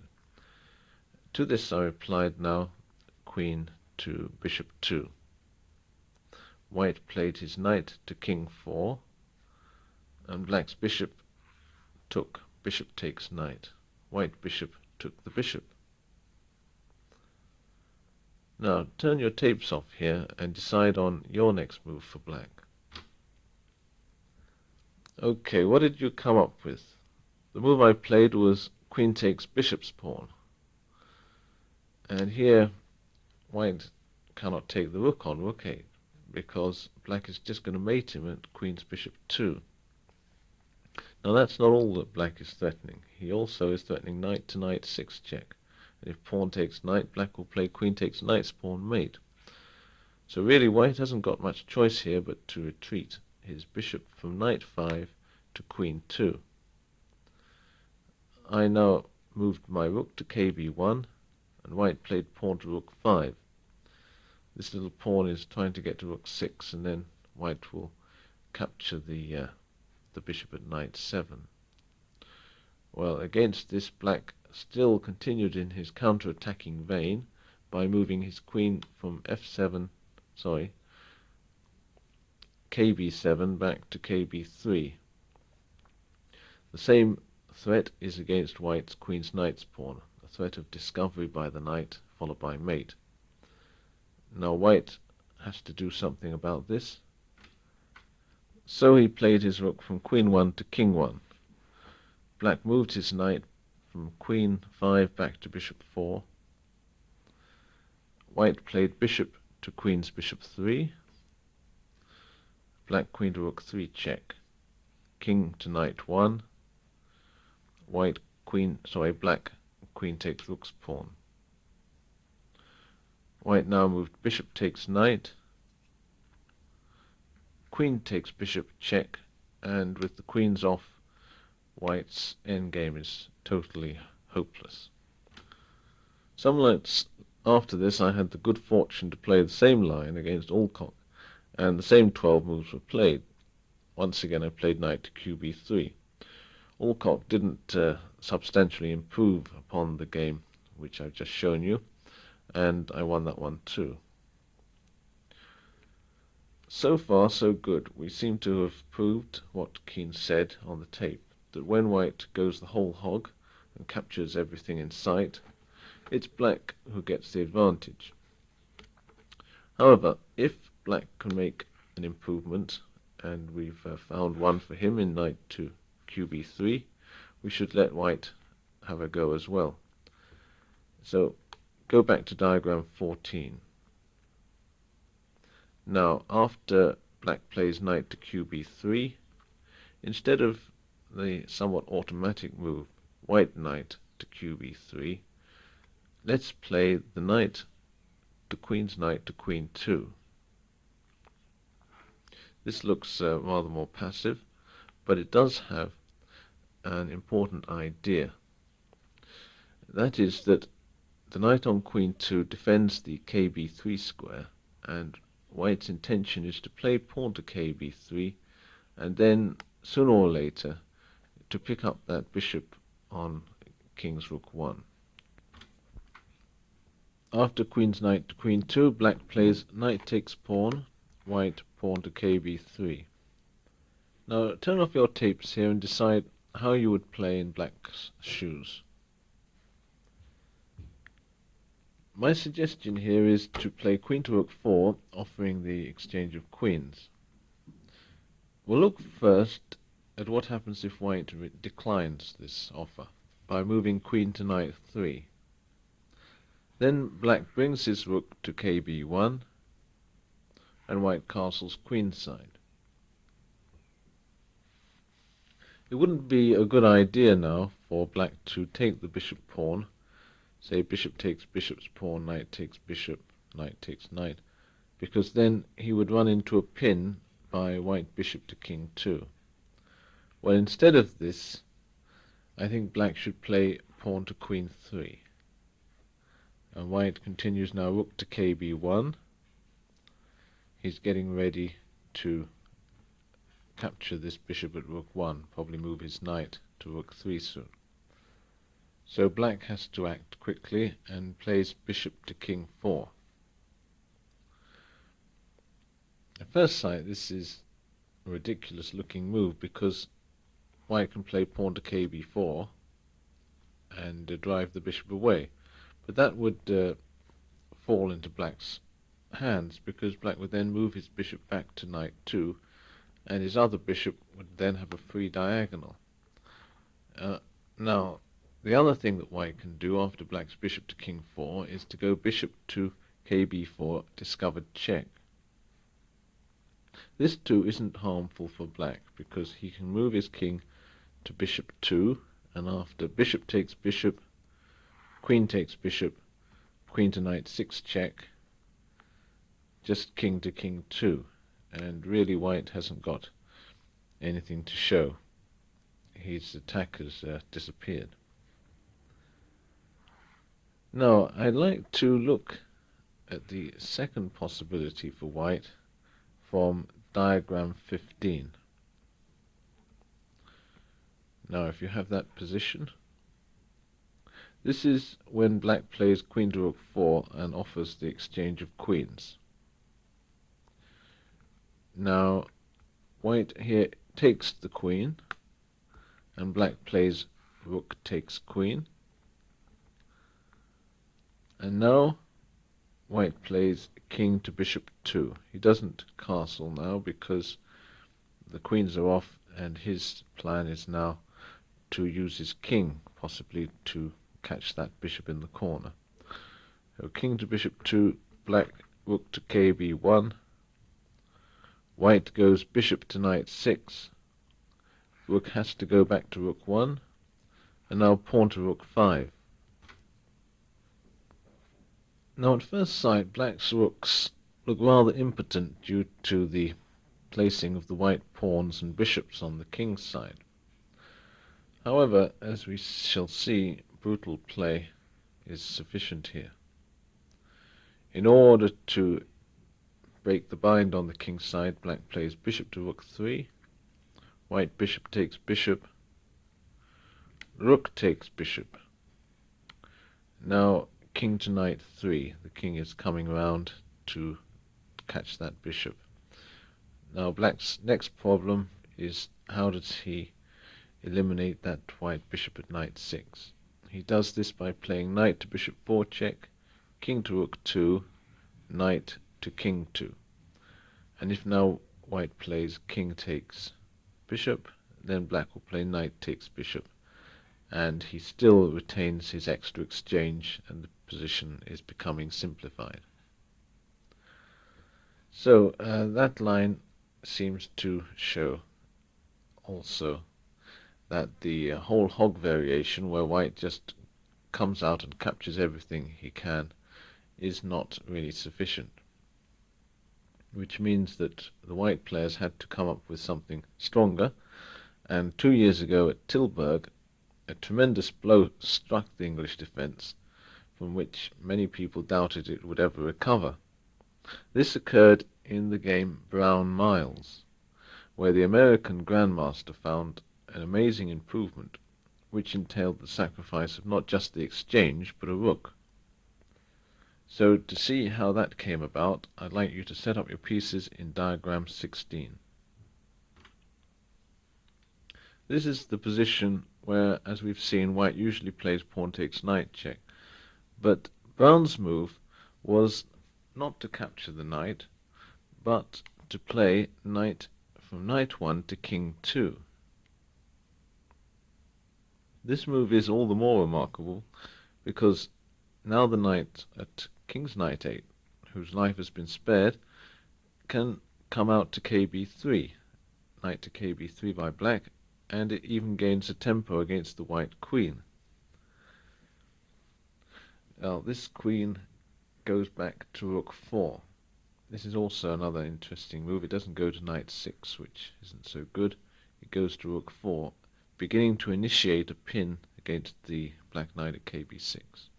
Now black hasn't got much here. He must take the rook, otherwise white plays rook to king's knight 1. So bishop takes rook. White now brings his bishop to king's knight 5, intensifying the pin, and black develops with knight to queen's bishop 3. Now, in this position, Walter Browne played knight to bishop 4, which both aims to fork on knight 6 in some variations and capture the rook, and also to play knight to rook 5. Don't forget, though, that white is a rook down, and even if he gets to knight 6 and takes the rook, that will only decrease his deficit to a piece. So white really has to look for something more than just a win of material. He has to look for a large win of material. Well, this position, I think, if I was black in it, it would be quite terrifying. And it also happened that I think Tony's nerve also snapped here, and he played a rather feeble move, which was king to bishop 2. Let's see how white manages to get a good position here. White moves his bishop to knight 6 check, and black played king to king 2, and white went knight to rook 5. So this is his plan. It's 3 bits on the knight now, and black defended that with queen to kb1. Now white brought his other knight out. This is queen's knight to queen 2. You'll note once again he doesn't play the automatic knight to qb3. He puts his knight on queen 2 in order to guard that bishop 6 square, and thus black isn't able to bring his bishop to kb6 and then take off the knight at rook 5. So queen's knight to queen 2 is played. Black answers pawn to king 4, and white castles queen's side. Black doesn't bother to save his bishop, plays knight takes queen's pawn. White rook takes bishop, and now black goes back to king 3. Now it looks now that black is ready to break the pin, or at least half of it, by playing knight takes bishop. So I'd like you to turn off the tape here, imagine you're white, and choose a move for him. Well, white found a very powerful move here in pawn to kb4. He's really only the exchange down, so what he wants to do is to open up some of the lines against the black king. He's not so desperate now to regain his material. After pawn to kb4, if, say, black plays knight takes bishop, white will play pawn takes knight, and then he'll be ready to move his rook to the kb file and down to bishop 7 check, and the black king will be in a large amount of hot water. Now after pawn to kb4, Tony just played pawn to queen 3, and white moved up his knight to king 4, and now the pressure was really too much, and black shortly lost this position. Well, this late game left such an impression on the chess world that even a year afterwards people were still writing to say that black's whole play can and must be considered refuted. And this was even despite 2 suggestions by Miles himself from the position of diagram 17, after white plays knight to bishop 4. It wasn't till, well, maybe a year later, that a couple of players in Riga, Stassans and Sandlers, in fact tried out one of Miles's suggestions. In answer to Walter Browne's knight to bishop 4 from diagram 17, Stassans played, or was it Sandlers? I think, yes, it was Sandlers, both unknown players, of course. So whoever they were, black played knight takes queen's pawn. Now there are several complicated lines arising from this move, and I suggest you turn off the cassette and decide what your opinion of it is. Now let's first mention that black has the threat of knight to bishop 6 check, which is going to win the white queen. So white has to do something fairly fast. And we'll first look at white's crudest attack. Once again, he eats what he can. He plays knight to knight 6 check, king to bishop 2, knight takes rook check. Black bishop takes knight, queen takes knight. Now white's regained all his material, and he's got some extra pawns. However, after the ear-splitting move knight to king 5, white finds that he's going to lose some material after all, because his queen's attacked, and his bishop's attacked, and also his queen's knight 2 pawn down the end is under a X-ray attack. So even if white takes the black queen with bishop takes queen, black will play bishop takes queen, and then white will have trouble defending both his knight 2 pawn and his bishop at queen 8. Now if you'll go back to the diagram 17 and play this move, black knight takes pawn after white knight to bishop 4, the actual game, Stas and Sandler's, went knight to knight 6 check, king to bishop 2, knight to king 5 check, and black went king back to bishop 1. White played now queen takes knight. Here black doesn't have his resource knight to king 5, so he played pawn to queen 3, white knight to knight 6 check, black king to bishop 2, white knight takes rook check, and black queen takes knight. And here black had broken the pin, and in fact he eventually won an up and down struggle. Now I'd like to mention that the way black played this wasn't quite accurate if he was playing for a win. So back to diagram 17, after knight to bishop 4 and black knight takes pawn. Now when white plays knight to knight 6 check, if black's playing for a win, he shouldn't go king to bishop 2, because then white can just sort of repeat moves with knight to king 5 check and knight to knight 6 check. So he should play king to king 1. However, this means that his bishop on knight 2 isn't defended. So white can't play knight takes rook here because of black playing knight to bishop 6 check. So white must play queen takes knight on queen 4. And now black can avoid white's knight takes rook. He can play rook takes pawn. Now at this point the rook guards the bishop at knight 2, and therefore black is again threatening knight to king 5 to break the pin. So if white plays knight to bishop 4, that's no good because of knight to king 5. On the other hand, if white plays knight to king 5, black has got two quite sensible ideas. He can play rook takes pawn, white queen to bishop 4, and then rook to knight 7, which is recommended by John Nunn. Or he can play a different line, so this would be put the white queen back on queen 4 and the black rook on king's rook 7, and the white pawn back on king's rook 2. So instead of rook takes rook's pawn, black can also play rook to rook 6, which was recommended by Miles. White plays bishop to knight 6 check, king to bishop 1, knight to queen's bishop 3, black pawn to queen 3. Now white castles queen's side, and black cannot at the moment really take the knight on king 5 because of queen takes queen check. Instead black should move his bishop all the way back from king's rook 8 back to queen's knight 2, and black has got good defensive chances in this position.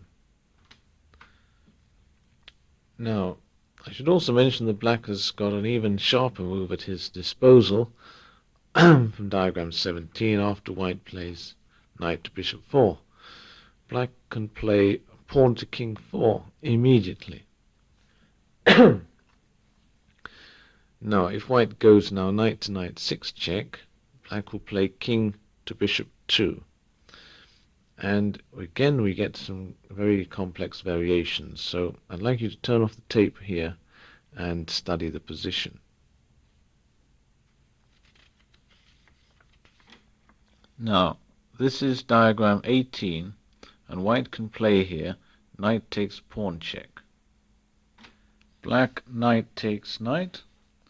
White pawn takes knight.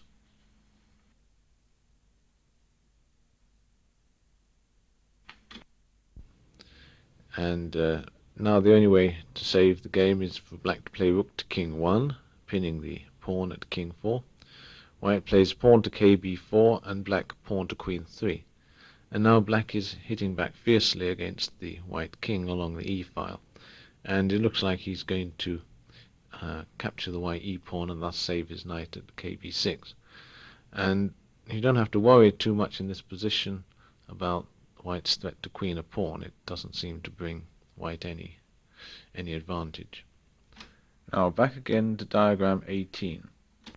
Instead of white playing knight takes pawn check, he can also play pawn takes pawn.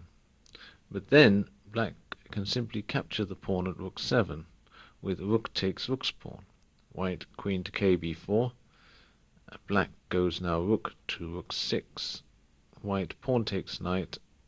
Black bishop takes pawn, and black seems to be out of trouble again. So here we have a complete refutation of white's first attempt to crush the English defense. And if that was all there was to it, then we could all sit back and play the defense with full security. However, back in Riga, the players were feverishly analyzing improvements for white, and eventually I think they came to the conclusion that white's knight to bishop 4, as played by Walter Browne, had been too abrupt. Maybe they thought white should delay this move and develop first, thus preventing black, for example, from taking the pawn at queen 4. If you look at the position when Browne played knight to bishop 4, you can see that black is almost completely pinned down on kb6. So all white needs to do is to develop in the right way and then gradually increase the pressure on that point. Now, I'd like you to cast your mind back to the earlier variation we looked at, which was the whole hog variation, where white played pawn takes knight check. And you'll remember we had a bit of trouble with white's second variation, which was to play queen's knight to queen 2, aiming to trap the bishop with a later pawn to bishop 3. Now the new move is the same one. The idea is similar, but with a few other added variations. So return now to diagram 17. Replace that knight on bishop 4 back to k2, and play white's knight from knight 1 to queen 2. Now the strength of this move, above all, is its flexibility. It threatens several things without allowing black to defend, so with such great scope. For example, the knight at queen 2 defends the important kb3 square, and thus the threat of white's knight to kb4 is all the stronger, as black's answering knight takes queen's pawn doesn't contain the intention of forking on the kb3 square. Furthermore, white threatens to castle queenside, and then black's bishop at king's rook 1 has hardly got any squares to go to. Finally, there are also threats of white knight to king's knight 3 and rook 5 to intensify the pin against kb6. Well, we have two games to show you that have been played with this variation. I'll show them in reverse order, since you might as well know the good news first. And so the first game we'll look at, which actually was played after the other one, is Akessan against Short, and it was one of the games which helped Short to get the silver medals in the World Junior Championship in 1980. Now, if you'll have the position of diagram 20 on your boards, we'll look at the game which Akessan played. So it was black's move here, and he chose to play pawn to king 4. This move, the idea of this one is to move the pawn down to king 5, block the bishop at queen 3, and then black would be able to capture the rook pawn, thus freeing his game a little. Let's see how that plan got on. Now, probably best here is to castle queenside, and we'll look at a game like that in a few minutes. But first, let's play what Akessan played, which was to move his knight from king 2 to king's knight 3. This also looks a strong move. The knight wants to come to rook 5.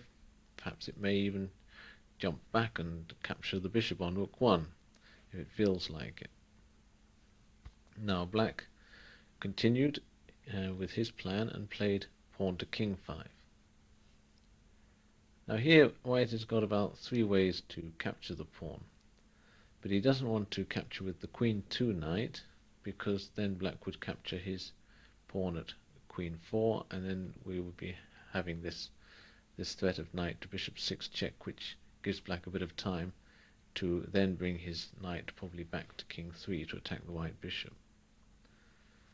And the other possibility is for black to capture with his knight from knight 3. But then black would play bishop takes knight, and after bishop takes bishop, black would play his queen to king 2 with good defensive chances, because he could then move it to bishop 2 and thus escape the pin.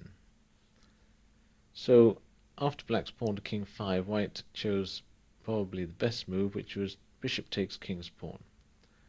And black now played bishop takes bishop. White played knight from knight 3 takes bishop. Again, he doesn't want to move his queen 2 knight yet. Black answered rook takes rook's pawn. White queen to king's bishop 4.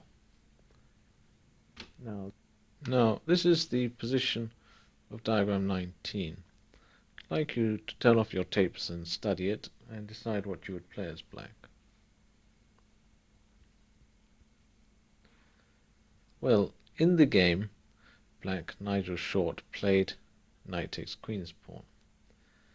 And according to Nunn's analysis in the Illustrated London News, white should then have drawn the position if he had seen the right move, which was in fact to play knight takes knight here. Then after black would play bishop takes knight, white would play bishop takes bishop, and black would have to go knight to king 3, with quite complicated variations which eventually end up in a drawn endgame where black is the exchange up, but he can't make much progress. Well, instead of this move from diagram 19, John Nunn actually suggested the move queen to king 2 as a stronger alternative. However, Short played knight takes queen's pawn, which, as we've said, should at least have drawn, and white here made an error of playing bishop takes knight, not knight takes knight. And now black played bishop takes bishop, and white played knight takes bishop. So we can see in this position that white is attacking strongly, but he's only attacking with 2 pieces. And this lack of firepower gradually begins to make itself felt. For in this position, black played queen to king 2 check. It's also awkward for white that he hasn't castled as well. So if he now moves his king to queen 1, he gets mated in 2. And if he moves it to bishop 1, black will just check on king 7 and then play rook to knight 2 check with a very strong attack. So instead of moving the king, white moves his knight from queen 2 to king 4. And perhaps you would now like to turn off your tapes and see if you can find another move for black, a strong move. Well, I gave you a clue, it was a strong move, so I hope you found rook from rook 7 to rook 5. No, it's not. Well, yes, it's rook from rook 2 to rook 5, that's right. If the queen now takes the rook, we have this check on bishop 6. So white didn't think much of that and played knight to knight for discovered check. Black answered with queen to bishop 2. White now played his queen back to knight 3. He's getting pretty desperate, and he's also getting driven back very thoroughly. Black now moved his rook into action, rook to king 1. And white, well, he couldn't do much, he just played king to bishop 1, which didn't help him at all. Black played queen takes bishop's pawn check, king to knight 2, knight to bishop 4. Bit of sadism, I think Short's one of Short's trademarks, of course. White moved queen to rook 3 check, black pawn to queen 3. And here, totally disorganized, white finally resigned. So this game was very encouraging for black, but the next one we're looking at is not so. This was Magerramov versus Psachis, played in Riga. From diagram 20 this time, we're going to play again the black move pawn to king 4. This is what Psachis chose. But instead of knight to king's knight 3, which we found was not very good for white, mainly because black was able to use the fact that white's king was exposed on the king file.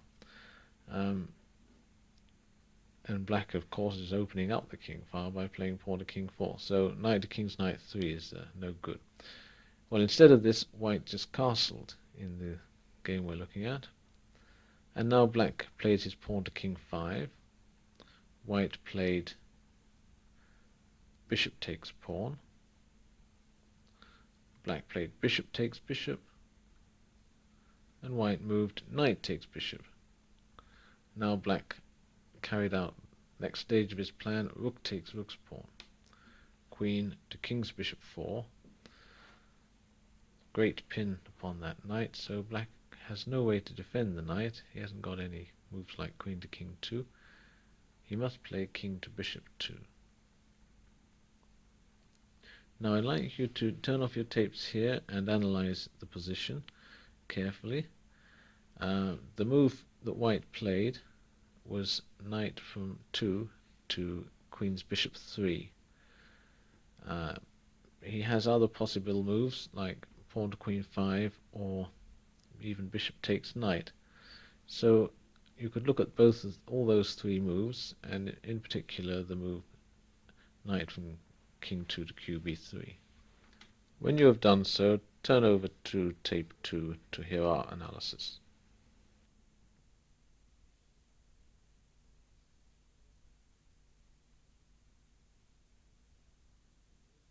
From the position of diagram 21, after white's knight from 2 went to qb3, black looked for a good move, but he didn't find one.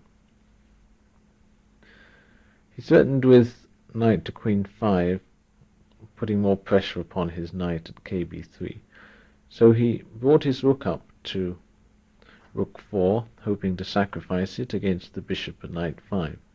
However, white defended with pawn to king's rook 4, and now black played knight from bishop 3 to knight 5. White responded pawn to queen's rook 3, and black played pawn to queen 4. He's hoping that the knights will be taken by the pawns. However, white put in an interpolation, knight takes knight on king's bishop 6. Black played bishop takes knight, and now white played pawn takes knight. So now white has got his main part of his material deficit back, the exchange, and his attack is still very strong. The next move was black queen to queen 3. White queen went to knight 4, and black defended his rook. Rook from rook 1 to the other rook 1. White knight took the queen's pawn. Black bishop takes bishop check. White pawn takes bishop. Well, black didn't help his position here by blundering, but at any rate, it's not a very good one. White has sufficient 3 pawns plus a knight for the exchange, so he's got full material equivalent, and black's king is still terribly exposed. So, is this the end of the system as we know it? Have you wasted £6.50 to learn that your game is unplayable? Maybe. But don't get upset, because you should remember that there are lines of the Sicilian dragon which are constantly being refuted, and they still manage to come back for more. So let's have a look again at the position of diagram 20 after white's queen's knight to queen 2.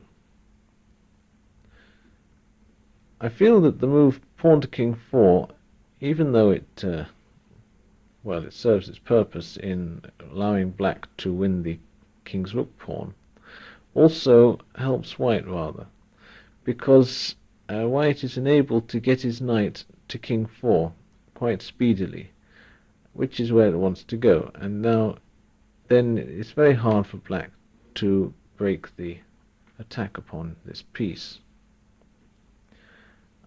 It was okay to play pawn to king 4, as in the game which Short played, when white didn't castle, because then black was able to use the king file. But if white castles, then pawn to king 4 doesn't seem to have that much point. Now, perhaps we can find some other moves for black, other ways to defend the position. Before we do so, we should bear in mind what are white's main threats. I feel that they are to play castles, queenside, and rook takes bishop, or castles, queenside, and rook to king's knight 1. That attack down the king's knight file can also be dangerous if white, say, plays bishop to rook 6 with the rook on king's knight 1. This can lead to black's total collapse. So castles is one threat. The other one is the movement of the knight from king 2 round to knight 3 to rook 5, or it might go via bishop 4 to knight 6, which is probably a lesser threat than the one to go to rook 5. So having decided what we're afraid of, I suggest you turn off your tapes, do some analysis, at least 3 days of it, and then switch back on to see if you've discovered anything. Okay, there are several ideas we can try. Let's have a go at one, which is black queen to king 2.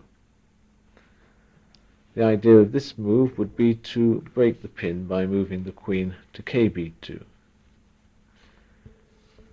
Now let's say that white, crazed with the idea of forking at knight 6, moves his knight to kb4. Black now moves his queen to bishop 2. He's not now that much afraid of a check at knight 6. Still, white, instead of checking, plays his bishop to knight 6. Now, I don't think it will do for black to play queen to king 2 here, because then white will play knight to rook 5. And, well, it's much too strong. kb6 caves in.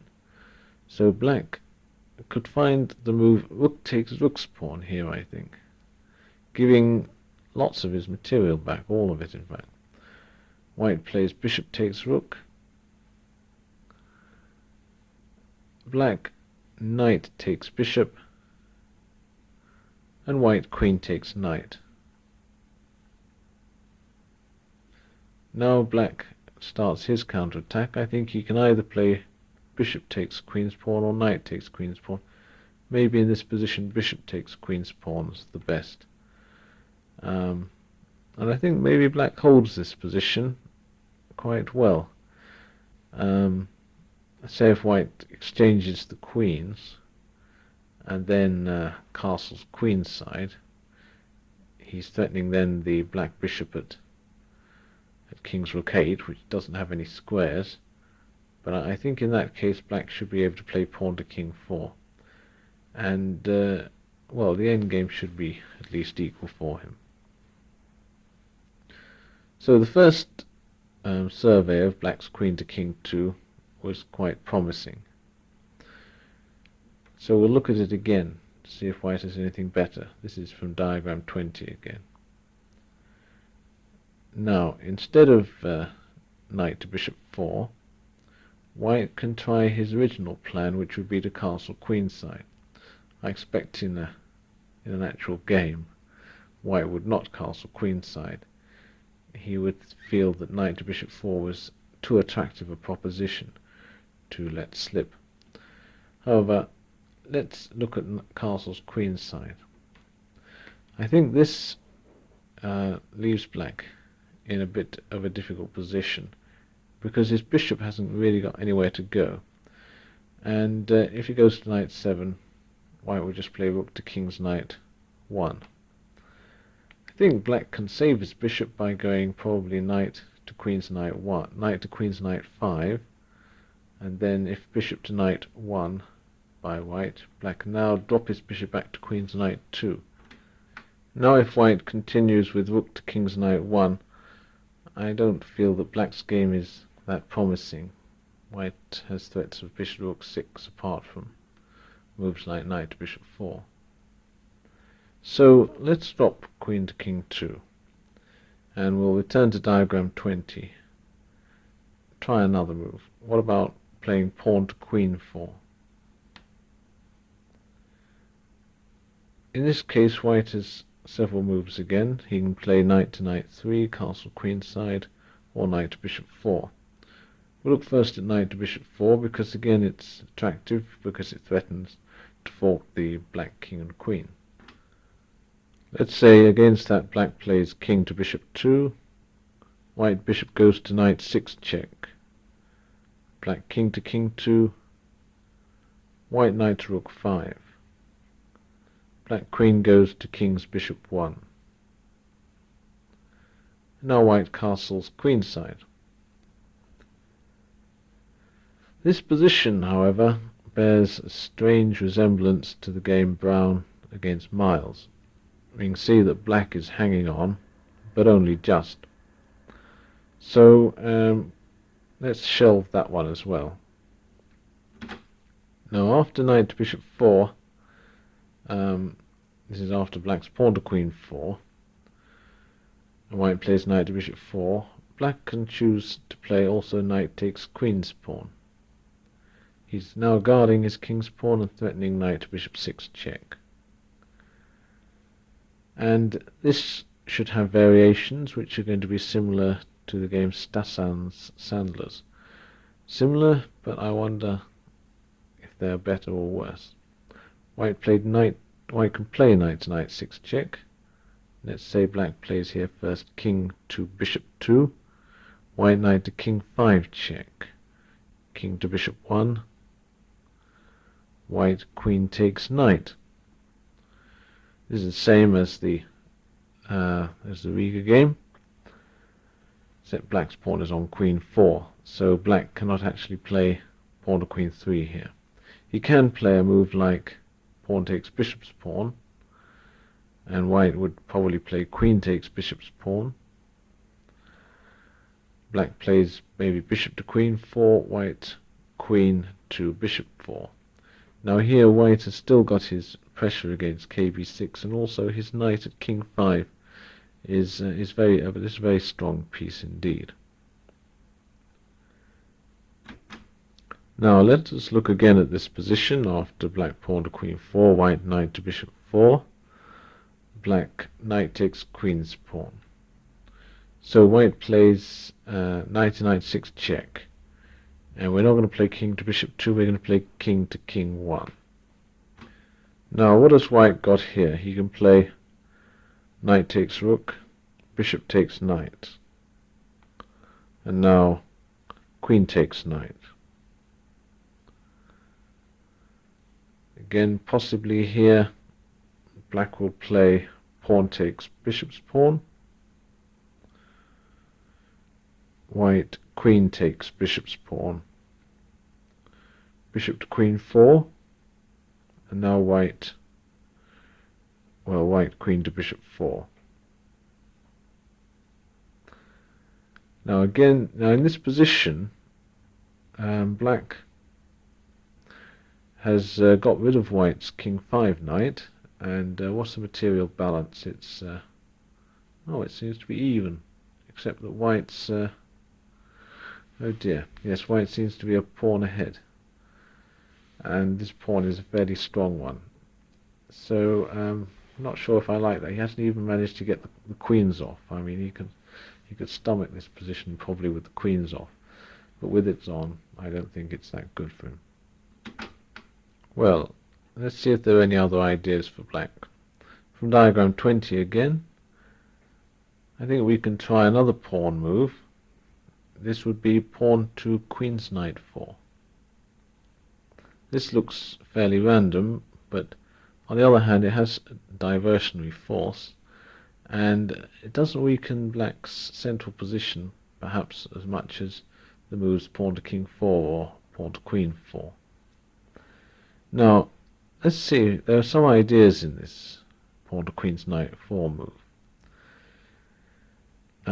If, for example, white captures the pawn, then by pawn takes pawn, then black may say play knight to queen's knight 5 and possibly move it around to queen 4, in which case that knight would defend the other knight on kb3. Or if he didn't move his knight to knight 5, his bishop might find a nice spot on queen 4, and it wouldn't be in such a desperate situation as it often has found itself in earlier variations.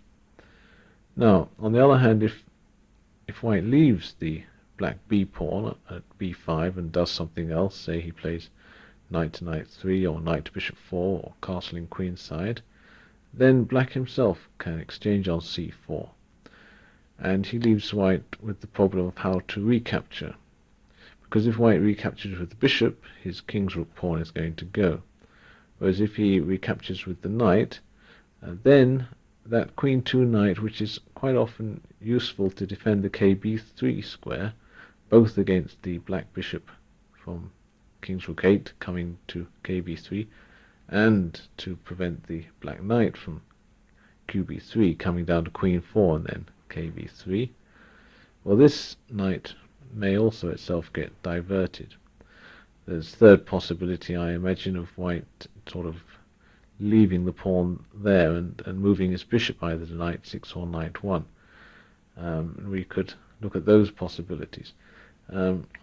First sight, if white does that, then black's obvious idea would be to move his knight to, say, queen's knight 5 and then into queen 6 check, trying to force white to exchange it off for his bishop.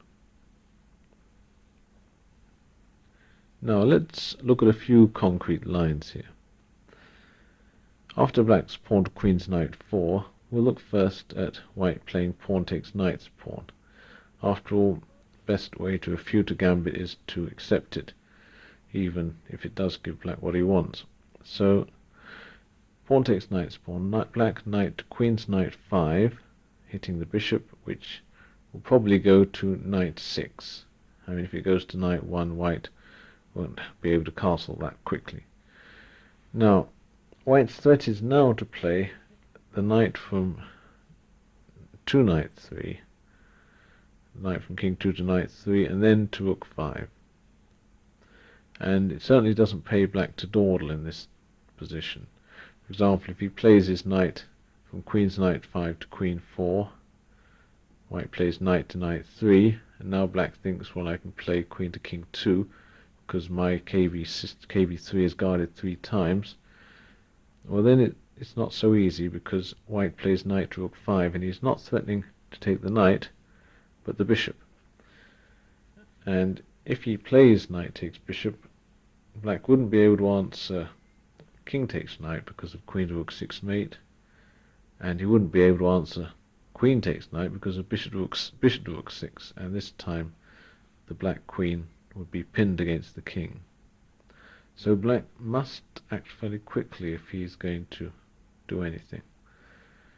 So we'll look at defense.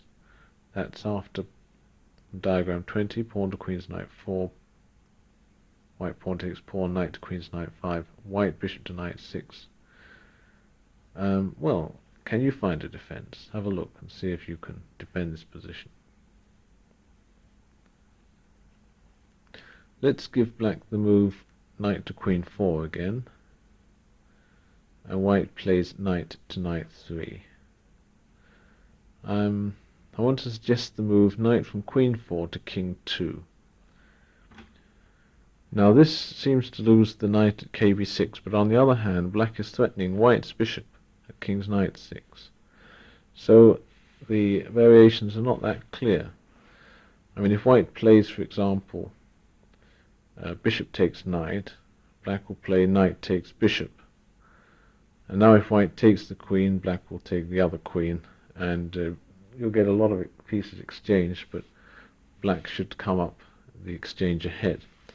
On the other hand, if white plays bishop takes bishop check, black will play king takes bishop, and then after knight rook 5 check, black can ignore this by going king takes pawn even. So maybe knight to king 2 is a good enough move, gets the knight back to the king's side, drives away the white pieces. White doesn't necessarily need to take the knight on kb6 after knight to king 2, but then if he moves his bishop back, then black's knight may come out to kb4, and then black's getting some defensive play, because if white takes with the bishop and black recaptures, eventually black will be able to either check on the king file, or he'll be able to play rook takes rook's pawn. I think those variations are okay for black. Now back again to diagram 20. Now the second important line or lines for white are when he ignores the pawn on queen's knight 4 and goes straight ahead. Let's say he castles queenside. Now black will play pawn takes bishop's pawn, and white's got to decide what to do. If he plays bishop takes pawn, black will play rook takes rook's pawn. If he plays bishop to knight 1, then probably black plays knight to knight 5, and then into queen 6 check. So let's say white plays his natural move knight takes bishop's pawn. Now again, what would you consider would be the best continuation for black in this position? Turn off your tapes and have a think. Now, as black's knight from queen 2 has gone away from there, it's now gone to bishop 4, black could try to move bishop to bishop 6, get a few of the bits off. Though I'm not sure if this is quite right, because then white might play bishop to rook 6, and he has some threats here. Then now maybe if black plays queen to king 2, white could play knight to bishop 4, and if queen to bishop 2, white could play rook to king's knight 1. So it might be best, instead of playing the immediate bishop to bishop 6, to flick in knight to queen's knight 5, and if white goes bishop back to knight 1, now bishop to bishop 6. Here, if white plays bishop to rook 6, I think black can answer now knight takes rook's pawn check. This is an awkward move. White's really got to take the knight. He can't go king to queen 2 because of knight to king 5 check wins his queen. So he's got to take the knight, and then black can play rook takes rook's pawn. and I should think this position is okay for black. Right, now let's look at another variation. Now let's go back to diagram 20, play pawn to queen's knight 4. Let's say white goes for the jugular with knight to bishop 4. Black pawn takes bishop's pawn. Once again, white not quite sure what to do, so he plays knight takes bishop's pawn. Now maybe black can play knight takes queen's pawn here. It's got the threat of knight to bishop 6 check. White plays here knight to knight 6 check. Black king to king 1. There isn't time for anything for white except queen takes knight. And black plays rook takes rook's pawn. And we should get variations similar to the ones we've looked at before in going over the game Stas and Sandler's. Possibly if white castles queenside here, black can play rook takes. Oh, sorry, wait a minute. Black is threatening, of course, knight to queen 4, so white may play knight to king 5. Then black may play rook takes rook's pawn, and rook to knight 7, or rook to rook 6.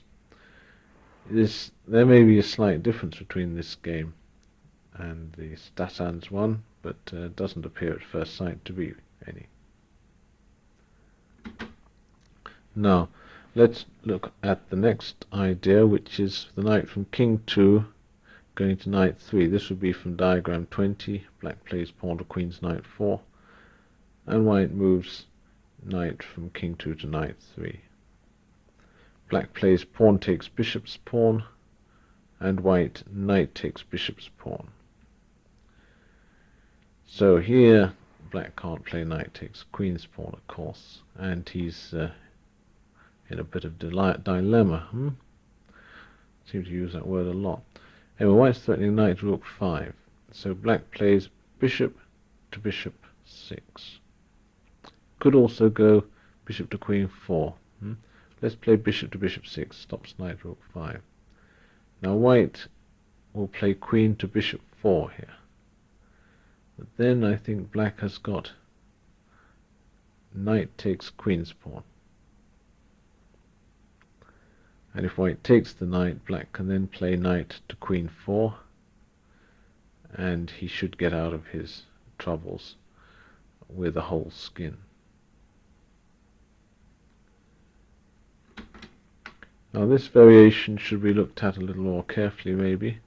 So we'll go back to diagram 20, play pawn to queen's knight 4, knight to knight 3, pawn takes pawn, knight takes bishop's pawn, bishop to bishop 6.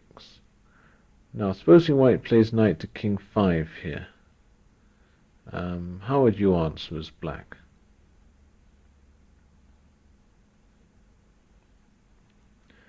Well, I don't like black playing knight takes knight because pawn takes knight, but he could possibly play knight to queen's knight 5. And now, if white plays his bishop somewhere, better play it to knight 6. I think black really, well, he can't do much about his bishop, because if he moves it, white's going to play knight to rook 5, so black might as well play knight from knight 5 to queen 4. And white now plays knight takes bishop. Possibly now black queen to knight 1, white castles queenside, black queen to knight 5, and black should be getting some counterattack going against the white king. And don't forget, he still is the exchange up, even though that's not a very relevant factor in this position. Now therefore we've had a look at most of the moves which white is liable to employ against pawn to queen's knight 4. He could also play pawn to queen's knight 3. This doesn't look a very attractive looking move, does it? But still, we should consider it. Black will then play pawn takes pawn, and white will play pawn takes pawn. Now maybe we can go back to one of our earlier plans by playing queen to king 2. Now, if you remember in the analysis to that variation, knight to bishop 4 didn't seem to be that dangerous. But what we were afraid of was white castling queenside. But here, if white castles queenside, black will just move in queen to rook 6 check. So maybe queen to king 2 would be a good move for black in this position. Well, I hope that just about deals with most of the lines arising out of the position of diagram 20, and in particular I hope that pawn to queen's knight 4 may help black to hold the position. Now if it doesn't, you at least got the satisfaction that your opponent will probably know very little about the move anyway, certainly for some time to come, and that's a very practical consideration. To work out all these lines off the board, it's hard enough. To work them out on the board, it should be well nigh impossible. So he might find a good variation by chance, but on the other hand he might not. That brings us to the last part of the tape, and we should consider what to do if we want to play the English defense if we get into one of those periods where the gambit line seems to favor white, or black's play has been refuted. The sort of evaluation of these tactical lines go up and down like a seesaw. So you'll probably want a second string or something to do if you want either the quiet life or to avoid a forced loss. So let's see what black can do to avoid white's gambit play. Now in the booklet we have the game Pinter versus Forintos, a not very impressive example of black's play. He played bishop to knight 5 check, but he didn't really get much play against white's center. And anyway, that early diversion, I think there are other sort of early diversions black could choose. Well, I suppose he could play bishop to knight 5 check, and after bishop to queen 2 he could take and then play knight to king 2 and castle and pawn to kb4. That might get him a reasonable position, though rather passive. Still, let's see if black can possibly play up to playing pawn to kb4. We do have another game. This was Sarah 1 against Schussler, and this went pawn to qb4, black pawn to queen's knight 3. White went pawn to queen 4, and black played pawn to king 3. Now came pawn to king 4, bishop to knight 2, bishop to queen 3. Now let's say black tests out white's resolution and plays pawn to kb4. White could always back out by playing knight to qb3 and try and support his center with pawn to bishop 3. But let's say white now plays pawn takes bishop's pawn, and black decides he doesn't want to win the rook. He can here try bishop to knight 5 check. The idea of this move is that if white moves his knight in the way, then black can play bishop takes knight's pawn, and when white checks on rook 5, black has no need to play pawn to king's knight 3 anymore. He can just move his king to bishop 1, and he's going to be a rook ahead. So after bishop knight 5 check, white has to give up castling rights. He has to play his king to bishop 1. And this in fact was what occurred in a game between Sarah 1 and Schussler in 1979. Now here black played pawn takes pawn he offers the gambit of a pawn. If white plays bishop takes bishop's pawn, black will then probably play knight to kb3 and then castle kingside, and he'll have pressure down an open kb file against white's uncastled king. It was, however, sad to say that white did not accept this gambit and found a nice move instead. It's possible, instead of taking pawn takes pawn, black could have played knight to kb3 instead, and then if white plays pawn takes king's pawn, accepting the second pawn, black could then either castle kingside, which doesn't look too bad at all, or he can play pawn takes king's pawn himself, just to keep a foothold in the center and stop white from playing pawn to queen 5. And once again, black is a pawn or so to the bad. Well, he's one pawn to the bad. Well, there's nothing wrong with that, but he's got his KB file and he's got attacking chances. So this too may be a promising gambit. It's hard to say at this stage whether black gets enough play or not. White's king's rook is certainly out of it, but these positions can prove very resilient.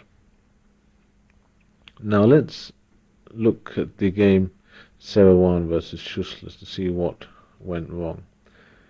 Black played pawn takes pawn, as we've seen, and white didn't play bishop takes bishop's pawn. He played the move pawn to bishop 5. The plan here is to shut out the bishop at queen's knight 5. Rather a surprising move, and white's really threatening pawn to queen's rook 3 and pawn to queen's knight 4, winning the bishop. So in reply to pawn to bishop 5, black played pawn takes pawn.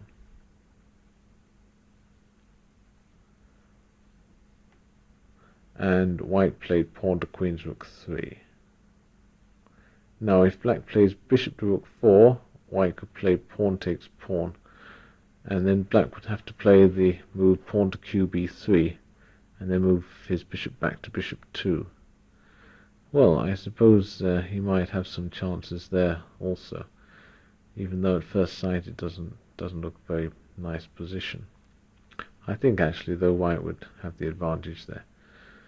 So rather than do that, black played, instead of bishop to rook 4, he played pawn to bishop 5.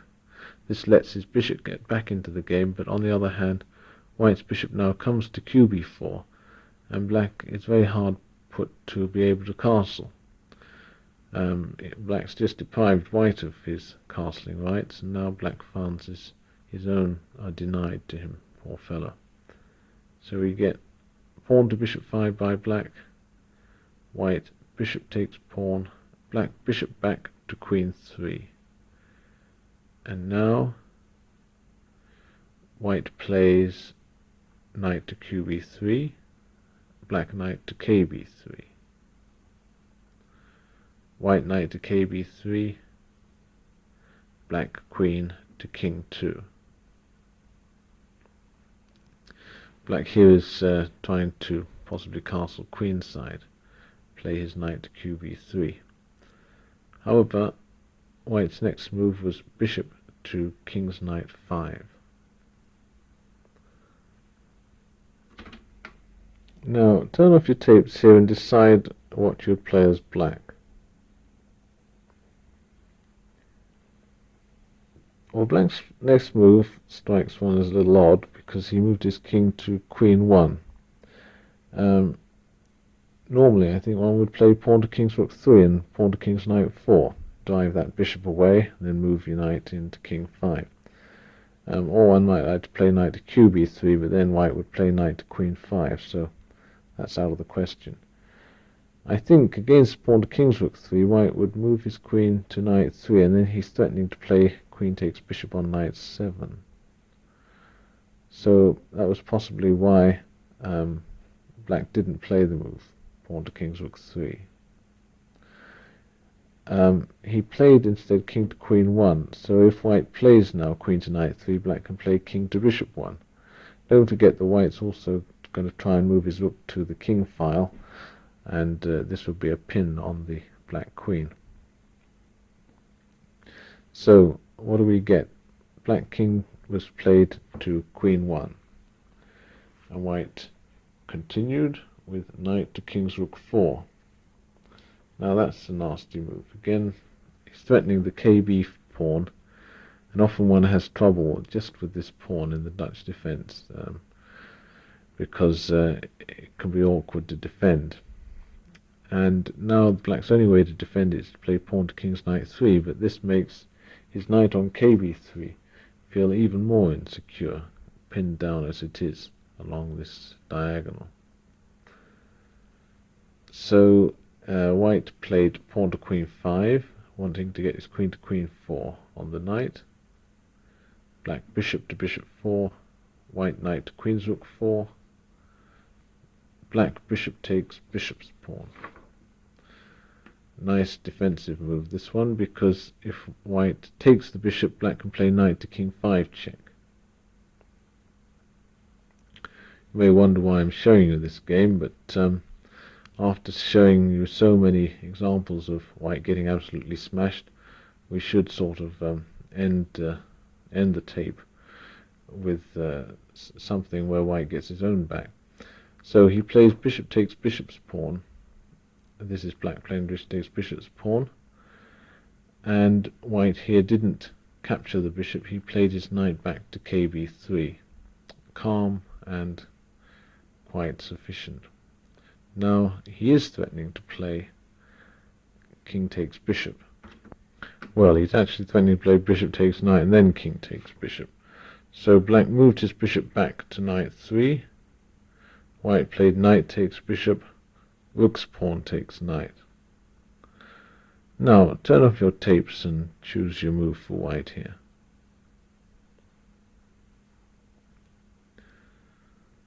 White played now pawn to queen 6. Really powerful move, because black can't take with the queen. White would just exchange queens and then play bishop takes knight check. So black has to allow his pawns to get split, and played pawn takes pawn. White moved queen to queen 4. This threatens the knight at KB6, and also the pawn at queen's knight 6. Black has to defend the bigger one with rook to KB1. And now white has a winning series of moves in this position. As a tactical test, you may wish to turn off the tape and see if you can find them. The moves suggested is queen takes knight's pawn check, black king to bishop 1, and now white rook to king 1. Black will play queen to queen 1, white queen takes queen's pawn, black knight to QB3. Now here, in this position, white's winning move is rook to king 6. And then black, if he takes the rook, will allow bishop takes pawn check. Whereas if he plays a move like bishop to rook 3, white will just exchange the bishops and play rook takes knight. So really the pressure in this position would have been intolerable upon black, and white would have won. In fact, white missed this continuation and black was able to escape with a draw. So that was the first attempt to evade the gambit lines, but it wasn't a great success. It doesn't mean, however, that black probably, if he say had played knight to KB3 instead of pawn takes bishop's pawn, wouldn't have got better counterplay for his pawn. But this idea has yet to be tried. Now, as a postscript to this tape, I'd like to look at the gambit line in the orange defense, so as you can use it for comparative purposes when you're looking at the English defense. Just have your board set up in the starting position and play pawn to king 4, black pawn to queen's knight 3. White pawn to queen 4, bishop to knight 2. White bishop to queen 3, and now black pawn to kb4. White pawn takes bishop's pawn. Black bishop takes knight's pawn. White queen to rook 5 check. Black pawn to queen's knight 3. White pawn takes pawn. Black bishop to knight 2. White pawn takes pawn check. And black king to bishop 1. Now, turn off your tapes for a little while and study this position. Now, there have been several games played with white playing pawn takes knight check and king takes queen, and then white moving his queen back to knight 4 and black playing bishop takes rook. And in general, as with the English defense, black seemed to gain the advantage in these positions. So more dynamic methods were searched for the white player. He can play, for example, knight to king 2 and moves like that, but maybe the position is slightly different, because when white tries to pin with bishop to king's knight 5, he finds that the black pawn on king 2 is performing a useful function. So instead of that, a different attacking method was discovered, and that was to play the move knight to kb3.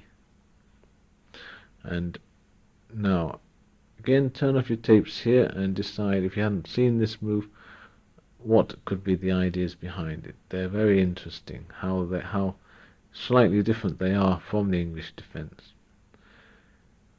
Now, black can answer here knight to kb3, and here again it's no point for white perhaps to move queen to rook 4, because he's not getting a pin on the knight. Instead, he can move his queen down to knight 6, and he's hitting the bishop at knight 2, yeah? So black now has a choice of bits. He can capture the rook or he can capture the knight. Now if he captures the rook, let's see what white will play. I think it's going to be knight to king's knight 5. No, it's not, because black has got queen to knight 1. Sorry, queen to king 1. So it's got to be bishop to rook 6. And now if black plays rook takes pawn, now white will play knight to king's knight 5, and black can't defend against all the threats, against his rook being checked, and also against the mate threat on kb7. Now, what about the second capture? That is, instead of playing bishop takes rook, black plays bishop takes knight. So put white's bishop back onto qb1, black's rook is on king's rook 1, and white's pawn's on rook 7. And white's knight's on kb3, and his rook's on rook 1. So black takes now the knight on kb3, and white here plays rook to king's knight 1. Now, how should black defend this position? Well, at first sight, it looks easy, doesn't it? Black plays rook takes rook's pawn. And it seems that, seems white has shot his bolt. However, the move which is very difficult to reply to is white's simple queen back to knight 3. Incredible move, really, because black now plays bishop to king 5, because his rook was under attack, and white plays bishop takes bishop. Black now plays knight takes bishop, and at this point white plays queen to bishop 3 check, regaining his piece with the better game.